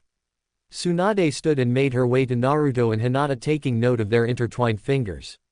I'm sorry, Hinata, but if I asked for more time then they would have been problems, Tsunade said, looking guilty. It's all right. Thank you so much, Hokage-sama, Hinata said, truly grateful. So when were you going to tell me you 2 were together? Tsunade asked, raising an eyebrow. They looked at her weirdly, then noticed their intertwined hands and released each other as if they've been burned, and Tsunade couldn't help but chuckled as they both blushed. Sakura saw this interaction too and frowned. I don't know what you talking about, Naruto stammered. It's okay, you don't have to tell me. We need to arrange a place for you to stay for now, Hinata, Tsunade said. She can stay with me, Naruto said, surprising everyone. Heck, he even surprised himself with how quickly he suggested it. Hinata blushed up a storm. Tsunade had a glint in her eye that Naruto didn't like, and Sakura was unreadable. Are you okay with that, Hinata? Tsunade asked. Hinata didn't trust her voice, so she just nodded her head like a bobblehead. No funny business, you hear me, Tsunade teased, making them both blush again. Good. Well, let's pack your stuff and leave already. This place just reeks of arrogance and it's getting pretty late, Tsunade said as she started walking away. Hey Naruto, are we still on for that bite to eat? Sakura asked Naruto. Hinata was leading Tsunade to her room. Don't worry, Sakura-chan, once we get everything sorted for Hinata-chan, then me and Hinata-chan can all get something to eat, Naruto said as he flashed her a grin and walked a little faster so as not to lose Hinata and Tsunade in this big place, never noticing a fuming Sakura. Sakura wanted to punch him. How could he be so oblivious? What was wrong with him? When she asked if they could get food together, she didn't mean Hinata included. She wanted to be alone and possibly experience something romantic with him. How on earth can he not take a hint? He had been really close to Hinata today. She didn't miss his little show of holding Hinata's hand, and her suspicions were yet again piqued. What was going on? Now Naruto and Hinata were living together too. This wasn't going good and in her favor. Looks like she had to up her game. It was late now. Hanabi wasn't sleeping comfortably. She was used to Hinata taking care of her, making sure she slept tight, but Hinata hadn't been in her room in over a week, and after today she might never be again.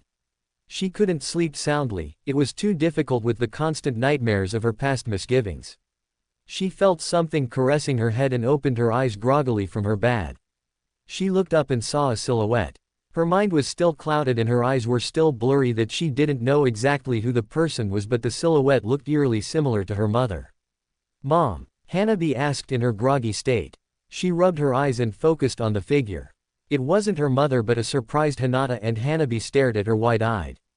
Hinata was in her room. Did she really call Hinata mom?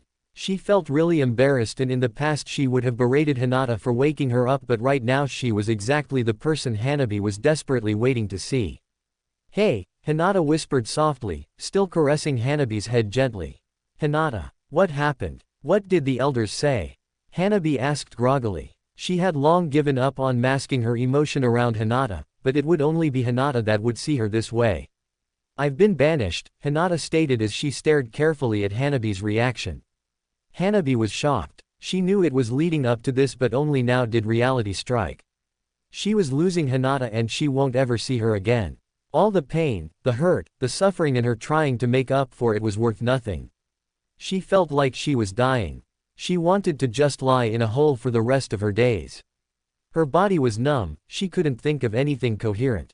She didn't know what to do. Cry, scream. She just sat on her bed.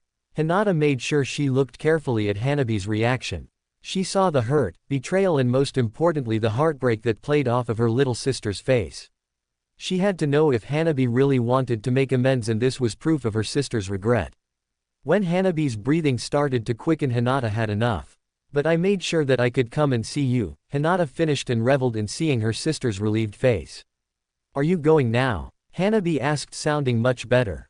"Yes, but I'll come see you every day. Don't forget to brush your teeth, condition your hair, wash every part of your body," Hinata said motherly and received a half-hearted glare from Hanabi. "I'm not a baby, Hinata." Hanabi pouted cutely. Hinata stared at Hanabi with something in her eye that Hanabi couldn't understand. Then out of nowhere Hinata hugged Hanabi and put her chin on her little sister's head. Hanabi stiffened, but Hinata didn't care. "I love you, Hanabi," Hinata whispered lovingly, and it took a while but she finally noticed Hanabi's body shaking. She looked down and found Hanabi staring at her with tears in her eyes. "I'm so sorry, Hinata. I'm sorry for everything. I understand if you'll never forgive me, but please give me a chance. Please." Hanabi was cut off in a tighter embrace as she sobbed on her sister's chest. A part of her hated this weakness, but the rest of her couldn't care less. She missed Hinata so much. "Shish, we'll get through this. We'll start slow first, okay?" Hinata said soothingly. She didn't know Hanabi felt so strongly about this. They had unresolved issues, but if they were strong enough then they could get through it. Hinata hoped Hanabi wouldn't go back to her arrogant and cruel self because she doubted she would openly trust Hanabi again. "Okay, I got to go now, but I'll see you tomorrow, okay?" Hinata said and got a tired nod in response. Hinata left the room and made her way to the entrance where she could see the people that were waiting for her. "So did you see Hanabi-chan?" Naruto asked when he noticed her coming. He was also holding all her bags since he insisted on taking them for her. "Yes, she was sleeping," Hinata smiled. "Ah, how cute. So are we gonna stay here until tomorrow or something?" Tsunade said sarcastically. It wasn't that late into the night, but Tsunade was always an impatient woman. "Oh yeah, we should go," Naruto said as he started walking. Tsunade-sama, what about your meeting with Naruto?" Sakura asked. "Oh yes. Naruto, don't forget our meeting. Come to my office at midday tomorrow," Tsunade said. "No prob," Naruto said, then felt a tug on his sleeve and then looked down to notice Hinata was holding it. And Naruto-kun. Thank you for everything. It means a lot to me," Hinata said shyly, holding on to his wrist and not looking him in the eye as she had a blush. "It's okay, Hinata. I'll always be there when you need me," he said. Hinata tripped on her footing and quickly composed herself. Did he know how much he affected her? How much his words and his kindness made her want to jump him and kiss him senseless? She decided not to focus too much on it. "Oh, by the way, I meant what I said. No funny business, we don't want little Naruto's and Hinata's running down the street," Tsunade teased and didn't take notice of Sakura's displeasured face. "Ba-chan," Naruto stammered and received a punch for his troubles. Hinata had to control herself before she fainted in the middle of the streets. She was living with Naruto now. Oh god, if she wasn't careful then she would surely faint more times than she could count in his presence. She just hoped that things would end well for her, especially now since she was living with her crush. Chapter 10. I'm coming sweetie, said a womanly voice, and that made Hinata wake up with a start. She looked around the visible vicinity and realized that she was in Naruto's bedroom. She quickly looked to her side and sighed in relief. Leaving in Naruto's apartment was in no means easy. They were always around each other and on so many occasions she had fainted in his presence, which was very embarrassing for her, but to be fair, a few of those times Naruto wasn't even wearing a shirt and sometimes she'd involuntarily caught him when he'd come out of the shower, prompting a nosebleed, and she only just moved in 2 days ago. It had always been her dream to live with her crush, but this was getting out of hand. She had to get a grip on herself before Naruto found her undesirable, if he hadn't already.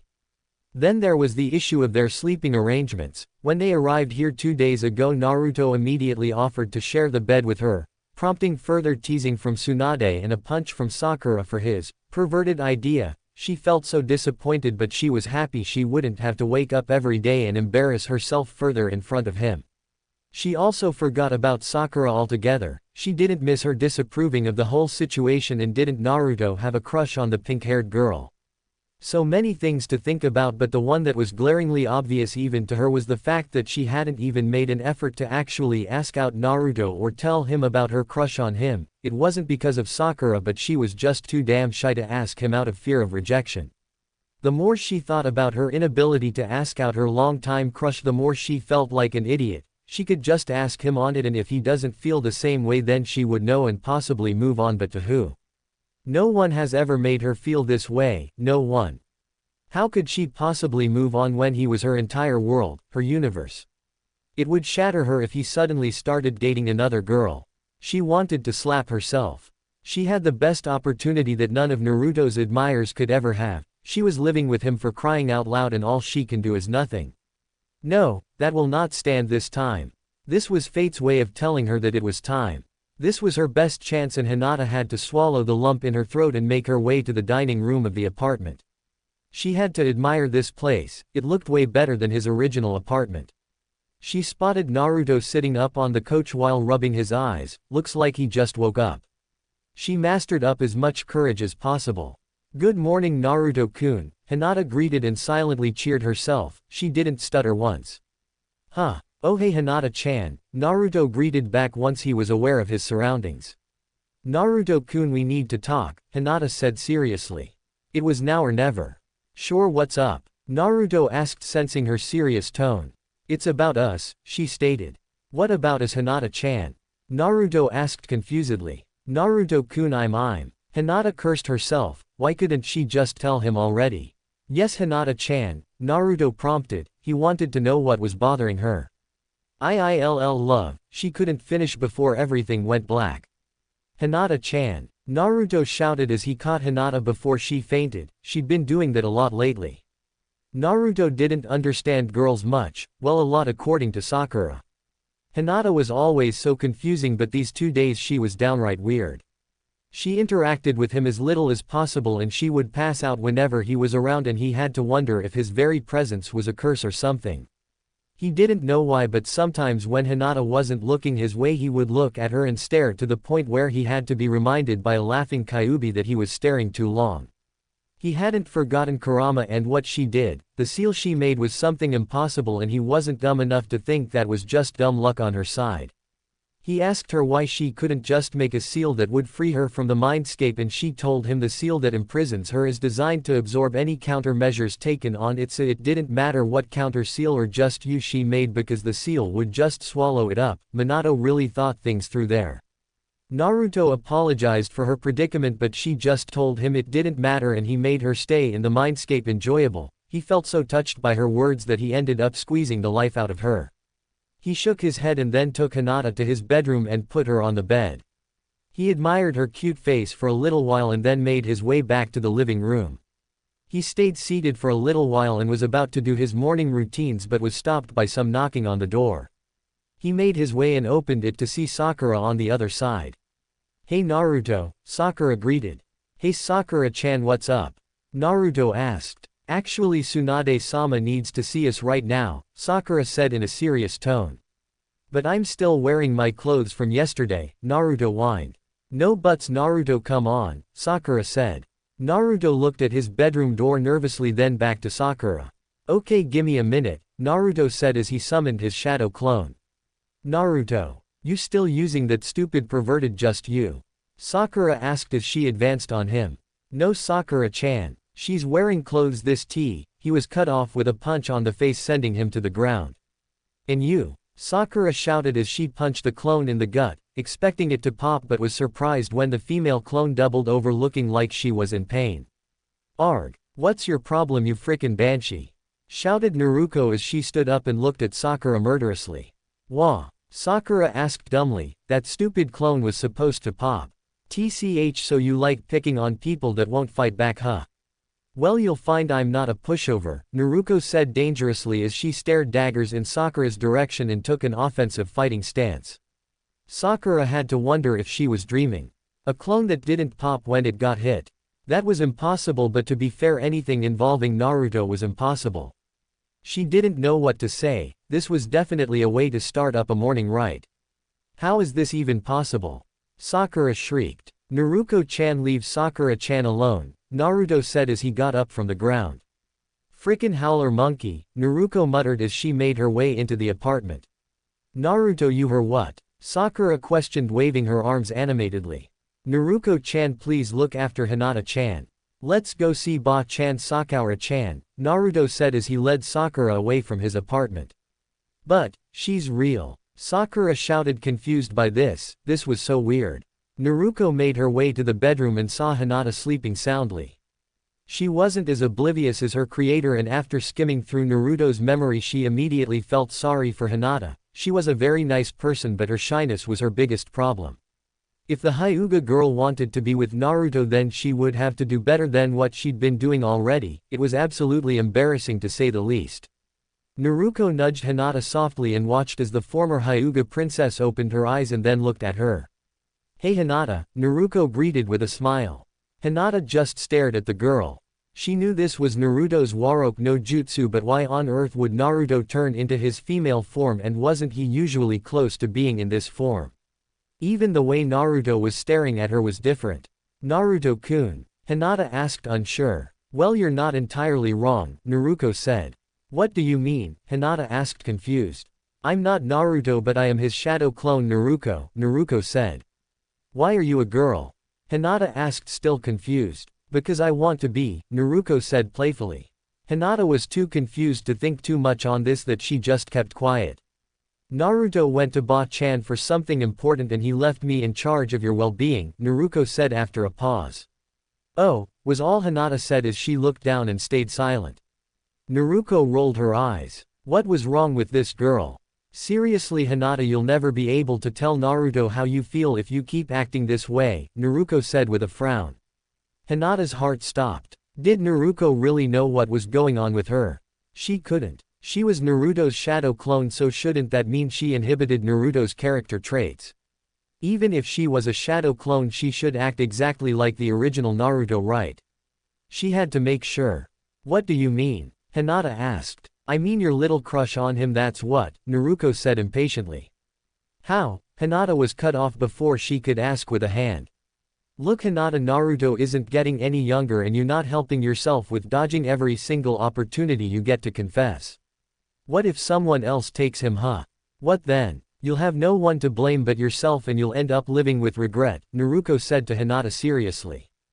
Hinata listened carefully to what Naruto said. She had to admit Naruto was nothing like Naruto, they were complete opposites. I don't know how to do it without fainting, Hinata said sadly. She tried this morning and even that backfired in her face. Don't push yourself too much and just start things slow. You need to get to a point where it will be comfortable to tell him how you feel without passing out, and it's pretty obvious that you in particular can't just rush in and tell him how you feel, but there's another way, Naruto said with a grin. There is? Hinata asked with hope. The spring festival is happening in a month and that will be the perfect place for you to tell him your feelings, but you have to start with asking him out first, and I know it's gonna be hard, but you have to keep in mind that you're not confessing your love for him yet but just asking him out. Don't worry about any competition for now since Naruto isn't exactly interested in anyone, however even he can't stay single forever, Naruto said. Will you tell him about my feelings? Hinata asked scared. No Hinata. You're the one who loves him, Naruto said, and for the first time Naruto got a good response from Hinata as she smiled at her. Naruto was with Sakura and Kakashi in Tsunade's office. The lady herself hadn't arrived yet, much to the annoyance of the blonde teen. He hoped Naruto wasn't doing anything stupid right now, like he was the one to talk. Tsunade walked into the office and she wasn't alone, with her was one Temari. We are all here as you requested, Tsunade-sama, Kakashi said. Good. I'm sure you've all become well acquainted with the ambassador of Suna, Tsunade asked, indicating to Temari. Yep, you bet. Hey Temari-chan, Naruto said as he flashed her a grin.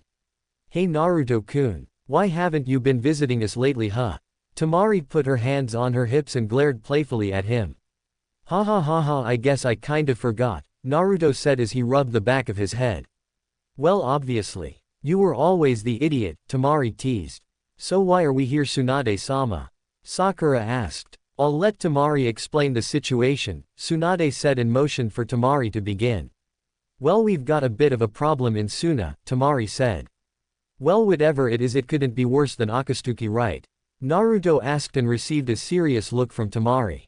We not sure yet, but we haven't ruled out that possibility, Temari said seriously and received serious looks from everyone except for Tsunade. That's why I called you here. You are to assist the Sand Village in finding out what exactly is the problem there, Tsunade said. But what makes you think there's even a problem? Sakura asked. Because some of our shinobi were attacked by an unknown assailant, and this has been happening for a few weeks and lately as well. Trust me, if we could deal with this alone then I wouldn't be here in Konoha, Temari said. Not far from Sunagakure was a building that seemed to be made completely out of sand. In the building were dark surroundings, some sunlight penetrated through the building windows but not enough to lighten the dark area. Deeper inside the building stood a silhouette figure that resembled a female with long hair and wearing a cloak. Her eyes were glowing with a faint purple hue. Her demeanor seemed to scream power. I'm coming, sweetie. I'm coming for the both of you, the silhouette said from the darkness of the building. Chapter 11. Hinata made her way to the Hyuga compound for her regular visit with a small smile on her face. She wasn't stupid and made sure that her visits with Hanabi were done without the potential repercussions of being easily discoverable. The last thing she wanted was for Hanabi to suffer at the hands of their father just because she was seeing her. Naruto would be away on a mission, but he made sure to see her before he went, and that's when she did what most would have considered impossible. Flashback. Hinata was sitting in the living room of Naruto's apartment. She didn't really feel comfortable with calling it their apartment yet, even if Naruto was okay with it. Naruto had popped herself a few minutes ago and made Hinata promise to act and be brave the next time she saw Naruto, and even though Hinata promised that she would, she didn't know if she could keep to her word. She wasn't really worried about why it was taking so long for Naruto to come back. If he went on a mission, then at least she would have more time to summon her courage in order to ask him out.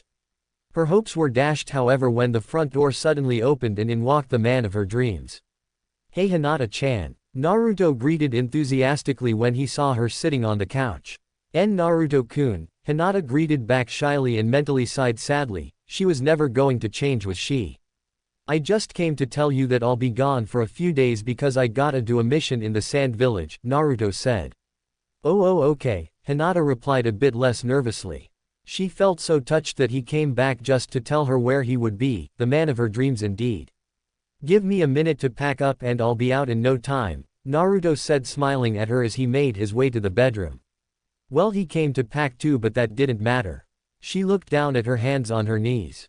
She was truly pathetic. How many opportunities would she have before it was too late? Here he was. What the hell was wrong with her? If this was the way she was going to act for the rest of her life, then she didn't think she even deserved his attention.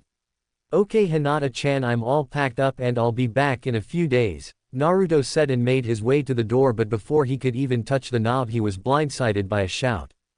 Hinata didn't know what came over her, whether it was all those failed attempts or her self-pity, but she couldn't, and didn't want to, stop her body as she shot to her feet and shouted, "Wait!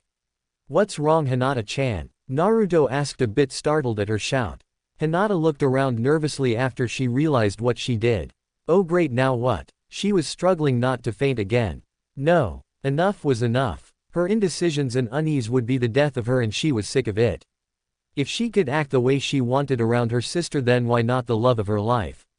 No more. Hinata looked at Naruto with so much determination that her mind was only focused on one thing and one thing only, Naruto. Naruto-kun, Hinata said seriously without so much as a stutter. Naruto for his part was becoming a little bit nervous.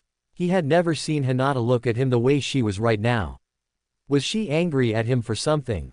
He certainly hoped she wasn't going to hurt him. Even if he was a cage-level shinobi he would never lay a hand on her, but he squashed that thought. This was Hinata for pit's sake. Yeah, he replied back. I know this sounds weird and out of the blue, but the spring festival is in a month and I'd really like it if we went together, Hinata stated. She prayed that he wouldn't be so dense and treat it as friends just hanging out and invite their other friends to come along.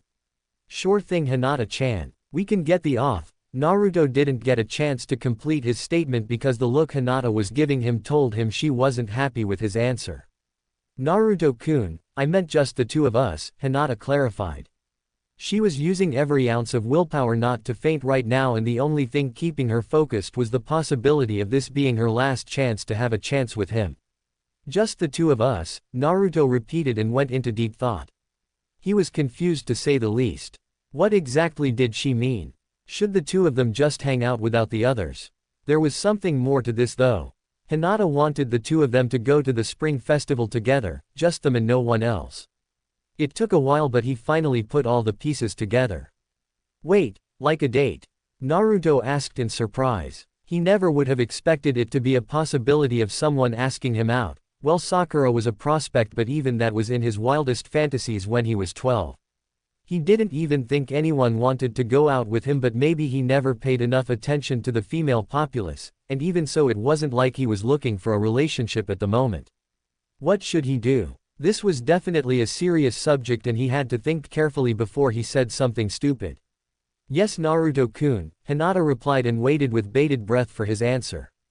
So he guessed right. He thought about it, really thought about it. Hinata was cute, loving and caring, everything he liked about her. He never really thought about dating her, but he would be lying if he told himself that he didn't feel at least something for her. The thought of going out with Hinata on one date didn't sound so bad to him, and he didn't really want to treat Hinata like Sakura treated him in the past when it came to the whole dating thing. Isn't it supposed to be the guy that asked out the girl? He said with a cheerful grin. Please answer me, Naruto-kun, she pleaded. She just couldn't wait anymore. I think. Naruto took a dramatic pause just to annoy her a bit. Naruto-kun, Hinata whined. She wasn't even worried about fainting anymore. The only thing she desperately wanted was a positive answer. That would be a great idea, but let me, Naruto said as he walked to an elated but confused Hinata. Hinata-chan, will you go to the spring festival with me? Naruto asked. He felt like she should be the one to deserve the option, not him. Hinata pretended to think about what he said. I'd love to, Naruto-kun, Hinata replied, giving him the most beautiful smile he had ever seen. Naruto looked at her. This would definitely be interesting. So why do you want us to go on a date anyway? Naruto asked confusedly. Sigh, I want us to enjoy the festival together, Hinata replied and sighed in relief when she saw that he bought it. She wasn't going to tell him yet, fearing she would faint before it even came to that, but at least she had a chance with him at the most romantic event of the year, the spring festival. She still couldn't believe he said yes, and better yet he asked her out too. God, she loved him. He always found a way to make sure the people he cared for actually felt his care. Okay, that's cool. I gotta go now, but I'm looking forward to our little date, Naruto replied with his famous foxy grin and then left the apartment. As soon as Naruto left, Hinata fainted, but this time she had huge grin on her face. Flashback end. It was like a dream to her. Naruto and her were finally going out, even if it was just one date. She was mostly surprised at herself for her courage. It would come and go at times, but never like this. She felt so proud of herself for achieving phase 1 of her lifelong dream, like really, who would have thought it? She giggled like a schoolgirl. This was so amazing. She quickly masked her emotions when she approached the Hyuga compound. No way in hell would she give these people any advantage on her. She went through the gates and greeted the guards politely, knowing full well that they wouldn't greet her back. She made her way through the Hyuga compound and went straight to the branch area where she saw Neji with Tenten and Rock Lee. "Hey guys," Hinata greeted them politely. They greeted her back accordingly. "Wow Hinata, you positively glowing today. What happened? Did you get lucky last night?" Tenten asked mischievously and received sputtering from the poor Hyuga girl. No," Hinata stuttered out. "Tenten-chan, Hinata-chan would never do something so unyouthful." Lee screamed. "Unless it's with Naruto," Tenten added with a giggle. "I'll see you guys later." Hinata hurried away from them so she wouldn't get any unwanted ideas. "Not cool Tenten," Neji said stoically, but his mouth did twitch. Hinata made her way carefully to Hanabi's sleeping quarters. There was a reason why she visited Hanabi at this time in particular, reason being it was the time when her father would be involved in important meetings or in his office sorting out important documents, giving her perfect time to see Hanabi and leave before she was discovered. Hanabi wasn't allowed to see her, well officially anyway, but that didn't stop the two sisters from sneaking around and keeping in contact with each other. Hinata had her doubts that Hanabi would commit to this, but was pleasantly surprised with Hanabi spending every single time she could with her. She concentrated when she approached Hanabi's room, and when she opened it she saw the two occupants. "Hey Hanabi-chan and Akane-chan," Hinata greeted. "Hinata." Hanabi greeted enthusiastically, then quickly composed herself when she realized she was with Akane, and Akane was looking at her like she had grown a second head. "Hello Hinata-san," Akane greeted as well. Hinata met Akane 2 days ago when she came to see Hanabi. Akane was a sweet and innocent girl, and Hinata knew she would be a good influence on Hanabi, which was great. "So what are you two doing?" Hinata asked. "Nothing really," Hanabi shrugged. "We were just talking about random things," Akane replied. "No, you the one who's been talking," Hanabi replied irritably, but Hinata saw through it and knew Hanabi's didn't mean it. "Sorry," Akane said sadly. Hinata gave Hanabi a look and Hanabi sighed. "I didn't mean it like that Akane," Hanabi said softly. Akane smiled at Hanabi and Hinata felt happy for them. Things were just falling into place. "Arg, I hate traveling for so long," Naruto shouted out, annoying anyone in the vicinity. "Naruto-kun, how many times have I told you that you're so annoying?" Tamari said irritably. "I don't know. 12 times. Naruto guessed and everyone groaned. "Naruto, we've only been on the road for a few hours and we'll only arrive in Suna tomorrow, so I don't think now is a good time to complain," Kakashi said, reading an old classic of his favorite book. "Okay. I'll complain later," Naruto said nonchalantly, and everyone groaned again. "So Naruto, how have you been doing lately?" Sakura asked and checked to make sure that Kakashi and Tamari were not listening in on their conversation. "Pretty cool, and you Sakura-chan?" Naruto asked, being polite. "It's been alright, but I was wondering something," Sakura said, eyeing him. "What's on your mind?" Naruto asked. "Do you think I'm attractive?" Sakura asked. "Of course I do, Sakura-chan," Naruto said. "Okay, so why won't you ask me out anymore?" Sakura asked curiously. "Well, to tell you the truth, I realized that I liked our friendship more than a potential relationship, and besides I'm not the same impulsive kid I used to be," Naruto said. Sakura frowned. "So does that mean you don't have a crush on me anymore?" Sakura asked, surprised. "You'll always have a special place in my heart, Sakura-chan, but I know that even if I did ask you out, the results will be same as they always were," Naruto replied. "But what if I was willing to give it a try?" Sakura tried. Surely he should be getting where she was going with this. "Then I'd accept it as you and me going out as friends," Naruto said, thinking that's what she wanted to hear him say, since she wanted him to be more mature, and besides he really didn't want that kind of relationship with her anymore. What if something happened there that conveyed more than friendship?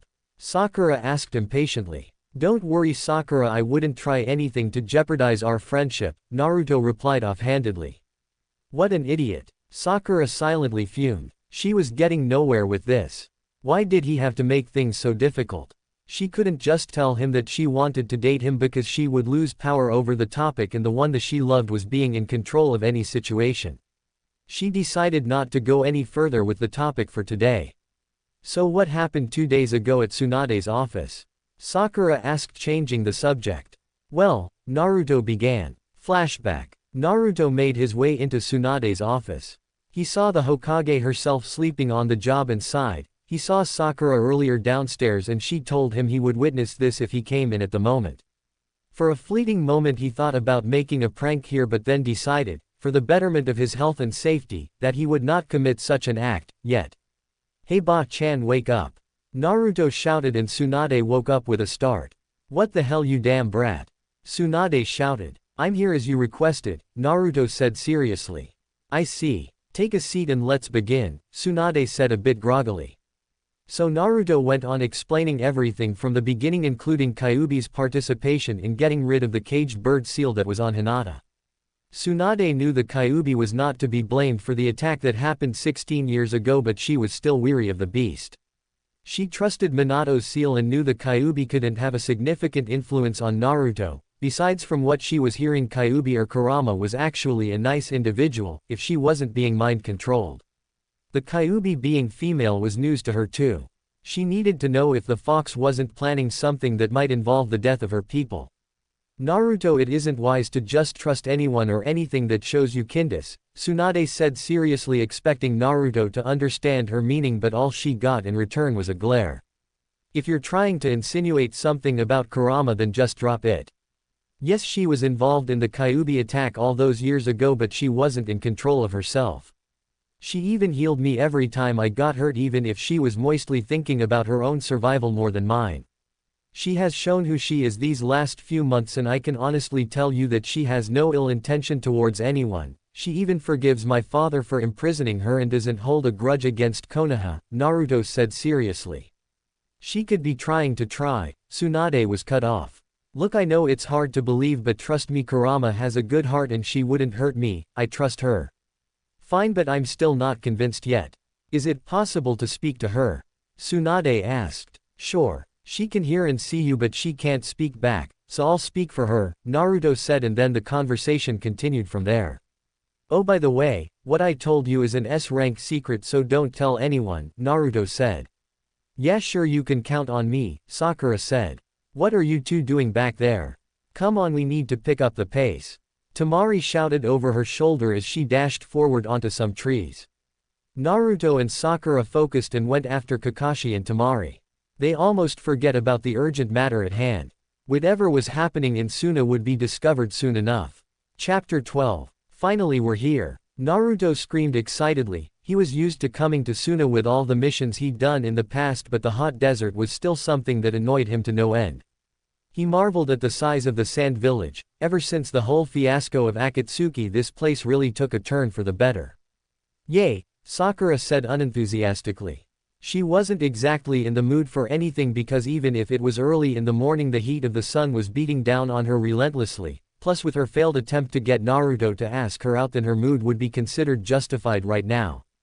"Okay, come on, let's hurry," Temari said as they quickly went through the gates of Suna and made their way through the village to the Cage Tower. "I'll kill you," Gaara said venomously. "Wait, Gaara, you've got to relax," Kankuro shouted frantically. "No, I have had enough of you," Gaara said as he shot sand to the nuisance. An explosion was emitted from the vicinity. "No," Kankuro screamed in despair. "That will teach you not to mess with me," Gaara said, glaring. "Arg, what's wrong with you? Now we have to start with the paperwork all over again," Kankuro said angrily. "It was annoying me," Gaara said, glaring at the broken table with torn paper. "And the table?" Kankuro asked, annoyed. "Nothing but a casualty," Gaara said simply. "We really gotta get you a girlfriend, man," Kankuro said bluntly. "So I leave for a few days and you two are already up to no good," Temari said when she opened the door and saw the mess in the office. "Hey, don't talk to me. Talk to our cage," Kankuro said, glaring at Gaara, who just shrugged his shoulders. "You too," Temari shook her head. "Hey Gaara, Kankuro," Naruto greeted them. "Oh hey Naruto," Kankuro greeted upon noticing the visitors. "Uzumaki, how are you doing?" Gaara acknowledged with his usual calm demeanor. "Great Gaara, but I see you still as impatient with paperwork as ever," Naruto smirked. "Just wait until you're Hokage and then you'll see how aggravating this part of the occupation is," Gaara said, rubbing his temple. "Don't worry, once I'm Hokage I'll show you how to do it right," Naruto replied. "Looking forward to it," Gaara smiled. "Sorry to interrupt, but I'm aware that we were summoned here on urgent matters," Kakashi cut in. He didn't want to, but they had a job to do. Yes, Kakashi-san, you are correct, Gaara stated. So could you explain to us what's going on here? Sakura asked. I'm sure Tamari has given you a brief explanation on the situation, Gaara said, but got a sheepish shrug from Tamari. I thought you could do better, she replied sheepishly. I see. Well, to start off, 5 days ago I sent a few shinobi around the village for their regular patrols, and in order for the patrols to be successful, then the range that the patrol units are supposed to cover is large.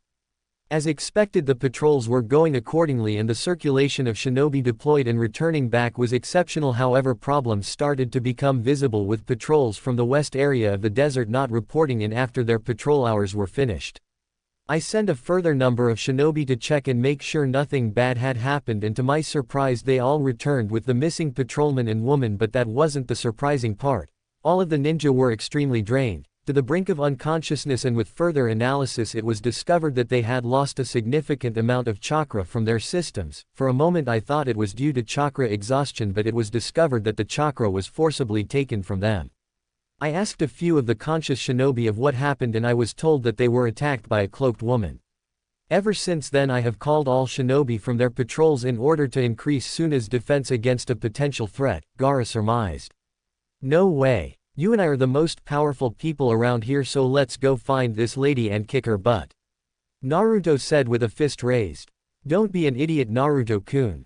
We have no idea what we're dealing with. Tamari said irritably. No, Tamari, Naruto is right, Gaara stated. Oh hell no. You're not going anywhere, you hear me, Gaara? Tamari shouted angrily. She wasn't going to let this happen. She almost lost him to Akatsuki and she wasn't going to let that happen again. We can't just wait for the inevitable. I'm Kazekage and it is my duty to protect this village, and with Naruto and his friends providing assistance then it should work out fine, Gaara said. I'm coming with you and we're bringing 10 Jonin ranked shinobi with us, Tamari gritted out. Tamari, I don't think you should go, Gaara was cut. To hell with what you think. Call me when it's time to leave. Tamari said angrily and stormed out of the office. What's wrong with her? Sakura asked curiously. Ever since Akatsuki came into the picture, Tamari has adopted an overprotective sister persona and won't allow me or Gaara to do anything too dangerous, even if Gaara is Kazekage, Kankuro sighed. Well, that's understandable, I mean she's just worried about you, Naruto said with a smile. Yeah, Gaara said. So when shall we leave? Kakashi asked. Tomorrow morning. I would like to ask if you could provide medical assistance in our hospital, Sakura, Gaara said. It's all right, it would be my honor, Gaara, Sakura said. Thank you, all of you, Gaara replied, truly grateful. No problem, Gaara. So where can we stay until tomorrow? Naruto asked. I've arranged accommodation for you, Kankuro will show you the way, Gaara said. All right then, we'll see you tomorrow, Kakashi said as they made their way out of the office. Great, if only I could get someone to clean this mess, Gaara stated irritably as he stared at the broken table with sand. Naruto was walking around the village alone. Kakashi and Sakura were staying in their hotel rooms that they were provided. He was looking for Tamari, but he didn't really know where to find her. As luck would have it, he found her at the one place he never expected her of all people to be, a ramen restaurant. She looked really sad and torn. She also looked a little bit tipsy, and he could see the reason was the sake on the side. Hey, Naruto greeted as he took a seat next to her. I'm a bad sister, Tamari asked bluntly. Why do you ask? Naruto asked carefully. I know sometimes I may seem mean and angry towards my brothers, but I really do love them. Why can't anyone see that? Tamari said as she downed another cup of sake. We all see it, Tamari-chan. Naruto smiled softly at her, but she still seemed unconvinced. When Akatsuki almost took them away from me, I didn't know what I would do. Without them in my life, I don't know how I could move on. I don't want to lose them. I almost them once, Tamari said and wiped her face to stop the tears that were coming out. It's okay, Tamari-chan. Look, I know you care for them. If you didn't, then you wouldn't act the way you do. There's nothing wrong with it, I promise, said Naruto reassuringly. Thanks, Tamari said and stopped drinking altogether. Will you need help getting home? Naruto asked. Nah, I'm not drunk, Tamari smiled. All right if you say so, Naruto said and then caught something.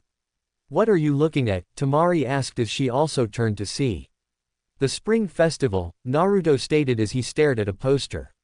Hee hee, yeah, I almost forget about that, Tamari said as she eyed the poster and then Naruto. What? Naruto asked when he noticed her stare. So who are you going with, huh? Tamari asked seductively. I'm going with Hinata, Naruto said nervously. What? You're not taking me? Tamari asked. Well Naruto couldn't think of anything. Ha ha ha ha. Relax, I'm only teasing, Tamari said mischievously. Oh. So wait, who are you going with? Naruto asked. I'm going with the laziest guy on the planet, Tamari said in mock exasperation. Oh yeah, I almost forgot, you and Shikamaru were going out, Naruto said embarrassed. Exactly, and do expect me to cheat on my boyfriend by going out with you? Tamari asked, raising an eyebrow. No way, Naruto shouted. My point exactly. Good for you though, you and Hinata, Tamari smirked. Yeah, Naruto said nervously, but he didn't know why he was feeling that way. Finally, I was wondering when you would notice, Tamari said.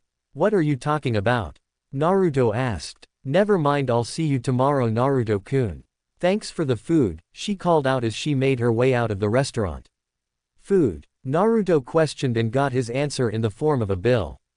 Damn you, Tamari, he said as he made his way around the village. It was late now and he knew he should be resting, but he didn't care. He looked into the distance and saw that all too familiar cherry blossom hair. Hey Sakura-chan, Naruto shouted. Hey Naruto-kun. You just the person I've been looking for, Sakura said, smiling in his direction. She soon realized a while back that she was doing everything wrong in order to obtain his attention, so now she was going to do everything to let him know that she was available for him. What's up? He asked, noting she called him Naruto-kun instead of just Naruto. There's this beautiful new park they made and I wanted us to check it out, Sakura said sweetly. Sure, if that's what you want, Naruto shrugged. Great. She beamed at him, then took hold of his hand and led him in the direction of the park. They arrived and there was no one in sight. Sakura knew this was perfect. They sat and talked for a little while. Mostly on their lives and finding out more about each other. Sakura had to admit that this was probably one of the most precious moments she'd ever had with anyone other than her parents and Ino. Okay Naruto-kun, we need to get to a serious subject, Sakura said. She felt like an idiot. If she wanted to date him then she had to be direct and not discreet. What is it, Sakura-chan? Naruto asked. I know that on many occasions I disregarded your affection towards me, but now I'd like to say that I'm really sorry for that and I would like to go on a date with you, Sakura stated as she stared deep into his eyes. For years he waited to hear those words come out of her mouth, but right now he felt empty. He cared for her greatly, but not to the extent of dating her. She had been a part of his life and he didn't want to lose her over this, but he couldn't lead her on either. I love you, Sakura-chan, Naruto said. He saw her smile brightly and regretted what he was about to say next. I'll always love you, but I'm not in love with you anymore. I'm sorry, but I don't feel the same way I did all those years ago. You'll always be special to me, but I realized that we can't be anything more than really close friends. Please don't be mad at me, Sakura-chan. I'd hate myself if I was the reason for you hating my guts and not being a part of my life, Naruto said honestly. Sakura's expression was unreadable and Naruto was expecting the worst. When Sakura leaned in, Naruto closed his eyes and braced himself for a punch, but to his surprise he felt a light kiss on his cheek and his eyes locked on Sakura as she pulled away. I'm not mad at you. I can never be mad at you, even if I do get angry at you sometimes. You following what you feel, and although I'm disappointed I understand your reasoning. You are really a good guy, Naruto, and the girl that you'll end up with will be so lucky to have you, if she can stand your obliviousness, Sakura giggled at the last part. I'm really sorry, Sakura-chan, Naruto said sincerely. It really tore at him for doing this. Naruto-kun, I love you too, Sakura smiled and stood up. Will you ever forgive me for this? Naruto asked as he also stood up. Sakura bonked him on the head. You idiot. Of course I forgive you. Sakura replied. Ouch, okay. So I guess we better make it back before tomorrow, Naruto said as he started walking. Sakura lingered for a bit and stared at his retreating form. He had definitely grown up, and even though she was disappointed, a part of expected this. You are so lucky, Hinata, Sakura thought. Come on, Sakura-chan, Naruto said. Coming, Sakura said as she made her way to Naruto, and then they made their way to the hotel. The next day, They had been walking for a few hours in the desert followed by 20 of the highest ranked Jonin that could be taken. Temari wasn't taking any chances. Naruto was getting bored again. All he saw was sand and more sand and he was starting to hate the color of it. He was about to say how bored he was when he saw a building in the distance. The place itself looked like it was made of continuous circulating sand because the sand kept moving. That is the area Kazekage-sama, one of the Jonin said. I do not see anything that warrants for an attack, Gaara said eyeing the building in the distance carefully. Wait, look, Temari said pointing to the direction of the building. They could see a silhouette right in front of the building, as if expecting their arrival. Welcome, the cloaked woman greeted. So have you been the one giving our ninjas a hard time? Kankuro asked. The woman seemed to be looking at each of them as if analyzing them. It was hard to tell if that was what she was really doing since she was wearing a hood. Yes, you would be correct, said the cloaked woman. Why? Naruto asked angrily. Simple. They all have something I want, the woman replied. And what might that be? Gaara asked. Chakra, was her simple reply. Will you stop this act of stealing our shinobi's chakra? Gaara asked. I'm afraid not, for you see that is the only way I can get stronger, she replied, and even though her face was covered you could see her eyes giving off a red glow. Then we have no choice but to detain you, Gaara declared. You are free to try, however it might not end well for you and your comrades, the woman said. Immediately after her statement Gaara ordered his men to detain her. The Jonin were fast but she was faster as she dodged all their sand-based jutsu and occasionally took full blows without even being harmed in the slightest.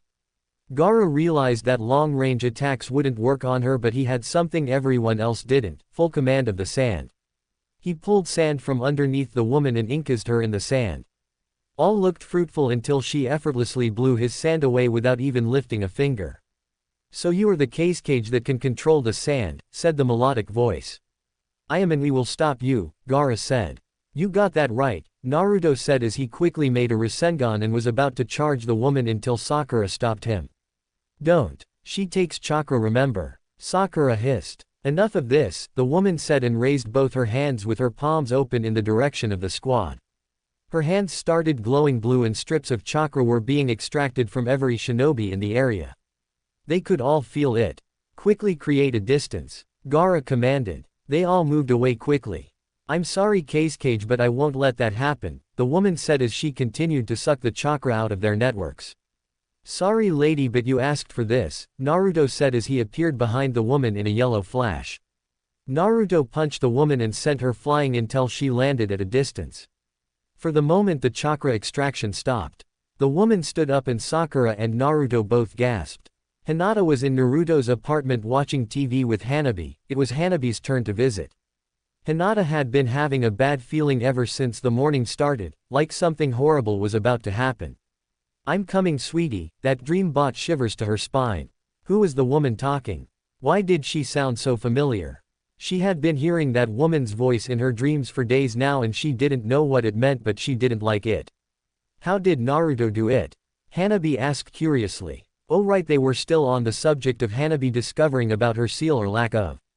I don't really know, Hinata said honestly. Wow, that knucklehead really does have a few tricks up his sleeve, Hanabi said. Hanabi, Hinata warned. Sorry, but even you have to admit he can be an idiot, Hanabi said. Hinata shook her head, but she didn't fully disagree with a sister. Hey, can I tell you something? Hanabi asked uncertainly. Sure, anything, Hinata said. It's not serious, it's just, I've been having this weird dream lately, for a few days now, Hanabi said. What weird dream? Hinata asked curiously, not liking what she might hear. Well, I can't see anything and I hear this voice that kind of calls to me, Hanabi said. Do you know what the voice says? Hinata asked wearily. Yeah, it always says, I'm coming sweetie, and that's when I wake up, Hanabi said thoughtfully, then turned to see a shocked Hinata. What's wrong, Hinata? Hanabi asked worriedly. Nothing, Hinata said, but she could still see Hanabi's worry for her. Okay, but if you need someone to talk to then you can count on me, Hanabi said. Hinata smiled at her, but her mind was elsewhere. Hanabi had been having the same dream as her. This was so weird to be a coincidence, and that made her worry. She couldn't shake off that bad feeling, and after what Hanabi had told her the feeling increased tenfold. Hinata-chan? Naruto asked as he looked at the woman standing in front of him in shock. The woman's head whipped to his direction, it seemed that he had her full attention now. Hinata, do you mean Hyuga Hinata? The woman questioned. Naruto stared at her, he was shocked to the core. This woman looked like Hinata except much older. Her hair was blue like Hinata's and even her face was similar, but the one thing that threw him off were the eyes, those eyes that looked exactly like the Jubies. Naruto realized to his horror. He could never forget the color of the eye of that monstrosity. The eyes on this woman that had Hinata's image matched the eye of the Jubi. There was also that all too familiar malevolent chakra that was similar to the Jubies, but he also felt another chakra signature coming from the woman that wasn't malevolent. Do you mean Hyuga Hinata? The woman asked again with a hint of impatience. That's none of your b. Sakura was trying not to give this woman as much information as possible, but Naruto ruined her plan. Who are you, lady, and why do you look like Hinata-chan? Naruto questioned angrily. How dare someone try to steal Hinata's identity and turn it into something evil? He didn't see Sakura's angry face. So you were familiar with Hinata if you were able to easily distinguish our similar physical traits. You should also be very close to her with how you referred to her using Chan in her name. I hope not too close though, otherwise you and I might have a problem, the woman said. Who are you? Naruto questioned again, this time in confusion. She looked at everyone in the vicinity to make sure that they weren't preparing to attack while the boy acted as a distraction. They all seemed ready but were currently waiting on her answer, it seemed. You should have at least made a guess on who I am from my appearance, but seeing as you are all waiting patiently for me, I shall tell you. It's really quite simple if you put it into perspective. Before I tell you though, I'll give you a guess, the woman said with a smile. We don't have time for this. Kankuro shouted. Calm yourself, child. So young blonde one, what do you think? The woman asked. I think you're the Jubi, Naruto stated seriously, earning horror looks from everyone except the woman who just smiled at him. Not correct but not wrong either, the woman said, and immediately everyone went on the defensive. Fine then, who are you exactly? Kakashi asked. He was scared out of his mind. If this woman was linked to the Jubi, the beast that nearly killed all of them, then they were all in deep trouble. To put it simply, I am Hinata's mother, she said while staring directly at Naruto. That was part 1 of Naruto and the Hyuga sisters story. If you enjoyed it, like, share, and subscribe to Fox Fan Fiction. Comment below, Team Hinata or Team Hanabi.